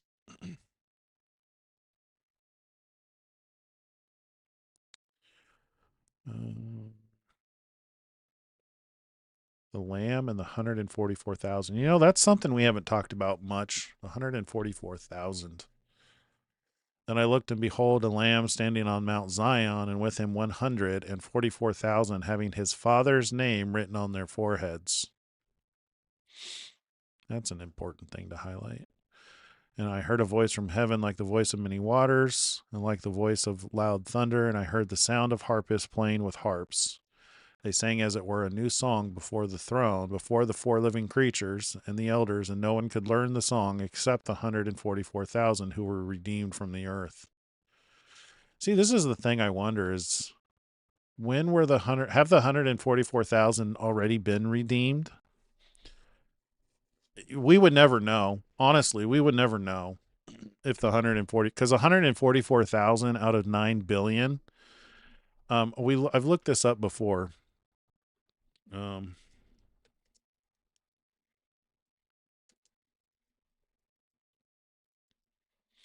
many people die in a day around the world? 170,000 people die around the world every day. So more people die every day than the 144,000 who are redeemed. So they could have been redeemed from the earth already. I just don't think we would ever know.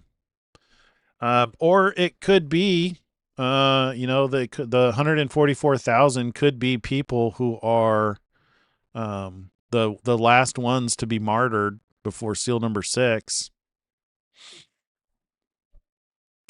Because they could be people who are in the public's eye, and then if there's like a mass slaughter of the 144,000, if basically suddenly if you saw all the YouTube channels talking about the end time go off air at the same time, that could fulfill the seal number 5.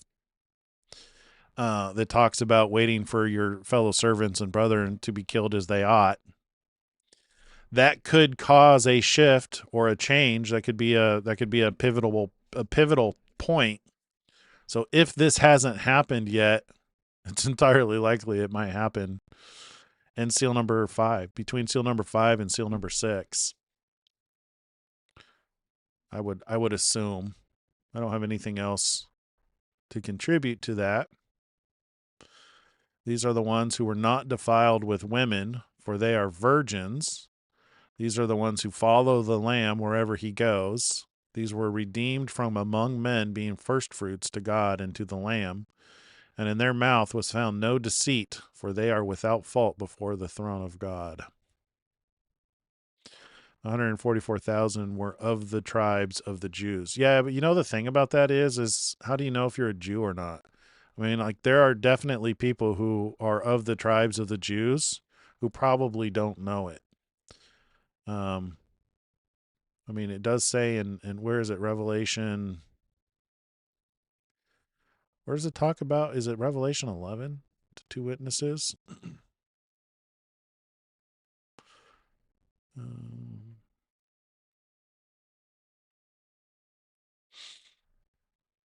Yeah, 12,000 from each tribe.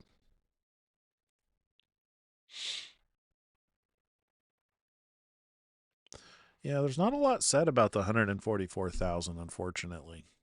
There's some things that we can infer from the 144,000.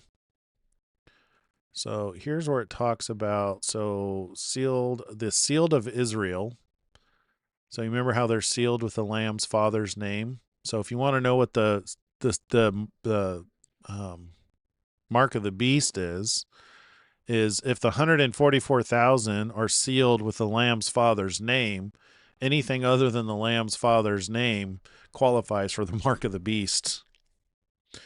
After these things, I saw 4 angels standing at the 4 corners of the earth, holding the 4 winds of the earth, that the wind should not blow on the earth, on the sea, or on any tree. Then I saw another angel ascending from the east, having the seal of the living God, and he cried with a loud voice to the 4 angels to whom it was granted to harm the earth, saying, Do not harm the earth, the sea, or the trees, till we have sealed the servants of our God on their foreheads. Ooh. Is this pointing to seal number 5? Till the servants and our fellow brethren are killed as they ought. And I heard the number of those who were sealed, 144,000 of all the tribes of the children of Israel, they were sealed. And then you've got 12,000 from each tribe.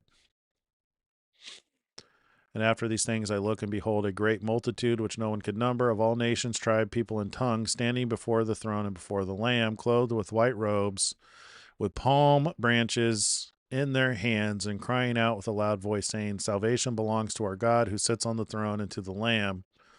All the angels stood around the throne, and the elders and the 4 elders. Let's see. Then one of the elders said, Who are these, arrayed in white robes? Where did they come from? And I said, Sir, you know.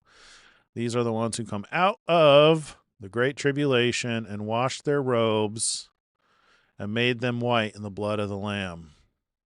Therefore, they are before the throne of God, who serve him day and night. So that answers that. So the 144,000 are probably who's referred to here in seal number 5. So seal number 5, no, that's the 5th trumpet. Where's seal number 5 is in Revelation 6. Yeah, so this would be another parenthetical statement. This is another parenthetical statement. After these things I saw the 4 angels. So after these things I saw 4 angels standing on the 4 corners. So that's probably, I wonder if that's the 4 living creatures. Are they referred to in here also? Holding the 4 winds of the earth, the sea. Then I saw this angel harm. Yeah, this is another parenthetical statement. I think this is actually referring to what happens in here. That they should rest a little longer until both the number of their fellow servants and their brethren who would be killed as they were was completed.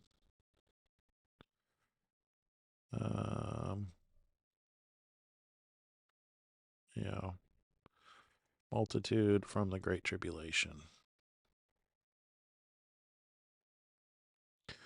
Yeah, I mean, that could be who we're waiting to be killed, actually.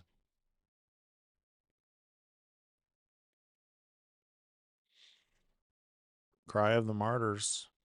Maybe. I don't know. That's totally an assumption. Just because I'm just keying off of the fellow servants here and the fact that, you know, these dead people are waiting for more people to die. And then after these things, I saw 4 angels standing. Do not harm the earth or the sea, because we know that when you get back down here to Revelation 14, they've already been redeemed. So Revelation 14, I saw another angel in the midst. Oops. I looked, behold, a lamb standing on the Mount of Zion, with him 144,000. So this is probably the, you know, to answer the question on the Great Tribulation and the Battle of Armageddon, it honestly, it just, everything we've read tonight, I'm leaning towards it sounds like 2 different battles. So it seems like this war with Iran is going to continue to escalate. The logistic systems around the world is going to continue to be disrupted, meaning gas prices are going to continue to get expensive. Food and resources are going to get harder and harder to get. So we should definitely be preparing for such an occasion. And then something's going to happen to drive people underground, which, for fear of things coming on the whole world, we didn't read that tonight, but I believe that's referring to seal number 6, when the magnetic pole shifts. And then between 6 and 7, that's when you have this, the lamb with 144,000. Proclamation of the three angels.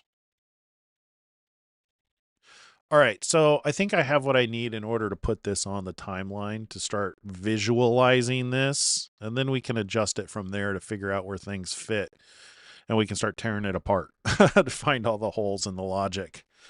I don't know if you guys are completely lost. I'm not lost. I have more now than when we started with today. I'm of the opinion that the Great Tribulation is not the same as the Battle of Armageddon. I think that there's gonna be Great Tribulation up until the magnetic pole shifts. So basically, what's happening with Iran, I don't think is going to de-escalate before our attention is distracted by what's coming on the whole earth. Then I think that there will be the reaping. That might actually be the reaping of the 144,000. That might be why they're called the elect. That would suck if only 144,000 were reaped during that seal number 6.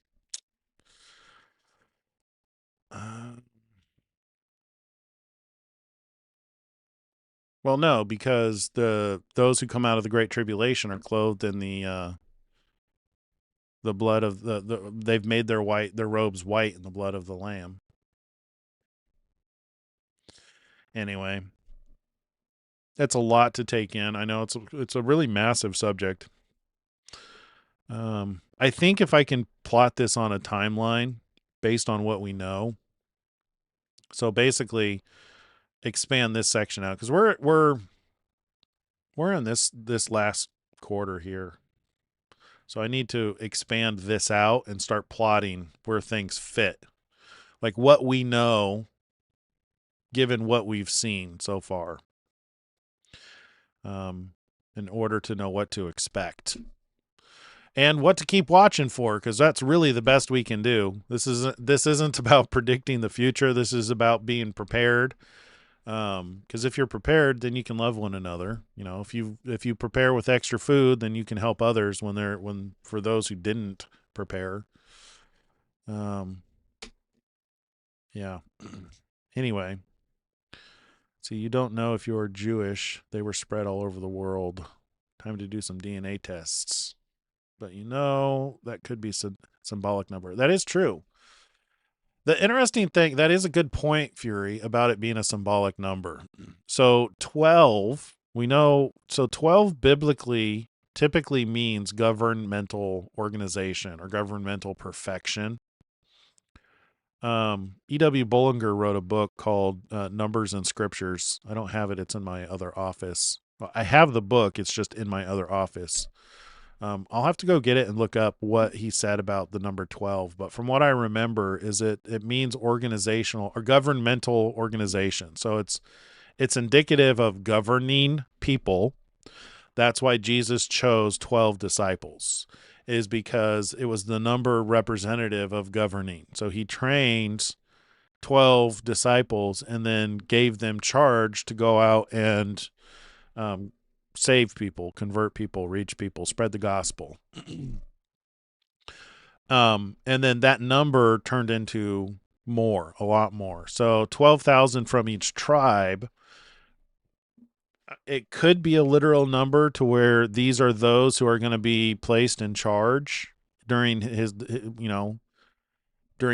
administration here on earth for the 1,000 years. It could just be an organizational number.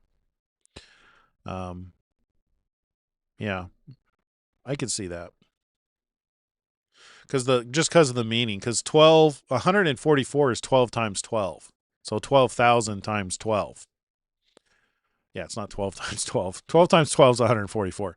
12 times 12,000 is 144,000.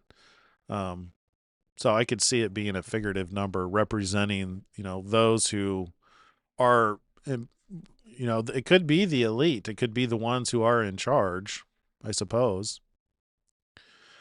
I'm new here tonight. Please explain to me the names of the two witnesses. Well, yeah. So the point of this show is because we know we're in the end times. It's to find the two witnesses and echo their prophecy for 1,260 days. So right now, based on what we know about the two witnesses, is it seems as though it's Donald Trump and Elon Musk. Which, if that's shocking to you, I'm sorry. It is shocking to a lot of people. A lot of people are looking for Moses and Elijah. I actually made an argument. There's a video, I think it came out today, where I made the argument where Trump potentially could fit the attributes of Elijah. We went through and we looked at kind of a bullet point list of what Elijah did. And, you know, if you were to summarize Elijah, he seems to be a point of catalyst or a pivot point where when he shows up, things change. You know, whether it's, you know, telling a king he's no longer going to be king, raising somebody from the dead, you know, controlling the weather so that it affects people over a period of time, or even like John the Baptist preparing people for the Messiah, Jesus. So given the sudden change in direction that the United States took to where we were dead, and then Trump came into being, and then now he, you know, saved America, he kind of fits those qualities of an Elijah type person because he is a catalyst for change. And then, you know, the interesting thing about Elon is he stutters. Moses had a stutter. Would that make Elon Moses? I hadn't really actually considered that. We should look at Moses's attributes, get a bullet point list of the things that Moses did and compare them to what Elon does. Elon is very outspoken. And, you know, really the key factor is that Donald Trump and Elon Musk are the two most powerful men in the world right now, arguably. They torment people, that's for sure. There's people who lump them together for no logical reason. So it's got to be spiritual. You know, they say F Elon and the felon, and they're talking about Elon and Donald Trump. So they suffice it to say they fit the attributes of the two witnesses, and you know we're continuing to explore that. I'm not saying thus saith the Lord. I'm not a prophet. I'm nobody special. I'm just a guy who is working to find the truth. I believe in God. I believe he sent his son to die and save us. I do believe that needed to happen in order for us to be saved and redeemed. And I believe that it's available to watch prophecy be fulfilled because Jesus told us these things beforehand so that when they happen, we will believe. John 14:29. That's kind of the mission statement of the show. John 14:29. I tell you these things beforehand so that when they happen, you will believe. Wait, actually, don't I have that up over here?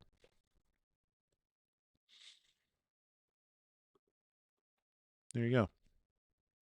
And now I have told you before it comes that when it does come to pass, you may believe. That's kind of the mission statement of the show. So Donald Trump and Elon Musk right now, because they're the two most powerful men in the world, because Elon Musk basically got Trump elected and saved freedom of speech, they seem to be the anointed who stand before the Lord of the whole earth. And quite honestly, one of the harder attributes, one of the harder requirements for the two witnesses is that they prophesy for 1,260 days. So Donald Trump and Elon Musk, they are very good at talking every single day. They've always got something to say, even if it's the same thing. You know, oftentimes they're repeating, you know, they're pointing out similar problems around the world, whether it's, you know, pointing out election fraud, you know, revealing, you know, problems that have happened. Elon's often talking about transgender issues and Islamic problems, migration issues. So, yeah. I'm definitely open to considering other candidates for the two witnesses. I know a lot of people want to they want to see the fantasy versions of the two witnesses who breathe fire from their mouth, can literally stop the rain from falling so that there's droughts, and turn the water to blood with tapping it with their staff. That would be cool. And if that happens, if they show up, our channel will be the very first channel to draw attention to them if we find them. So that's the objective of this channel, for finding the two witnesses. So we pay attention to Donald Trump and Elon Musk right now because they're the two most pivotal people. And they're making it available for us to be able to speak to basically observe and, reach out and help people if we can. Pray for those who need prayed for, feed those who need food, clothe those who are naked, visit those who are in prison, all that stuff. Found out there's a problem with Vance. He is close to Tucker and refuses to distance himself, causes a real break in the movement. Interesting. They had a meeting in the Republicans today. The discussion came up about him and Tucker and Candace. Ooh, spicy. That is an interesting development. Huh. Very interesting. Moses needed a spokesperson and didn't want to talk to Pharaoh or the public, which is why God sent him Aaron. Very true. Yeah, very true. Let's see. Why do they think it's Moses? Because of is it because of turning the water to blood? That might be why he's often associated. One of the two witnesses is often associated with Moses. They handle them with kids. Yeah, Tucker. We never did have that conversation. We never did cover Candace and Tucker. Let me see if I still have that video.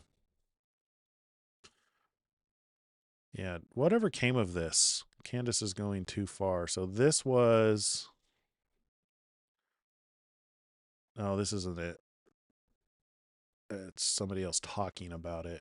I used to have that little commercial prepped up. And then we didn't talk about it for the longest time, so I closed it out. Yeah, I don't know what's going on with Candace, and I think people are just being this time is a time, it seems to be, this is what prophets do, is they divide people and they establish people. And it seems as though Candace and Tucker are in the divided part. They're not being established, they're being pushed to be, it's almost like you can't be lukewarm right now. You need to decide this day whom you serve, and it seems as though they're deciding wrongly. But yeah. Anyway, this was fun. I always like going through the scripture. I like that explainer video. I think he did a pretty good job there covering Joel and Isaiah and Zechariah, Revelation 16. It's nice to know that the Armageddon talks about a hill that is built up. It's been built up over time, and that it's a geographic location where a lot of battles have taken place. So I think that's some good pieces for us. I'm going to start working on the timeline to see if I can't fit these last couple of things into place, to see, even if I don't have like time periods for them, just to see the order of events to where they show up, to see what we can, what else we can glean from the scripture. All right. Well, with that, thank you so much for joining me tonight. If you like this kind of content, hit the like button, subscribe to the channel. Do you like these study shows more, or do you like the responding to the videos? Let me know in the comments. I kind of like a variety of the two. I love studying the scripture and going through the scripture. I need to find a way to get my Greek in here. I may literally just have to go get a concordance. Or maybe, I think I have eSword installed on here. I used to be, am I crazy? I could swear I used to be able to do it with Logos. I've used Logos for like 20 years. I could swear I used to have other resources in here where I could look up the Greek and the Hebrew and do transliterations and stuff like that. But it seems like they've stripped out a lot of those resources. Anyway, we'll need to find some resources so we can get into the Greek and stuff like that too. I find that a lot of times if you read the contexts, that you can I don't know. I'm not going to make a case for not looking at the original. It's still important to look at the original. Anyway, thank you so much for joining me tonight. Let me know what you guys really like. Do you just like a balance of things? Do you like nights like this where we get into the scripture? Do you like the responding to the videos more? Let me know what you guys think. In the meantime, like the video, subscribe to the channel, come back here and visit us Monday through Friday at 4:30 Pacific time, 7:30 Eastern Standard Time, and I will see you guys tomorrow at 4:30, right before Sabbath. God bless you guys. Shalom, shalom.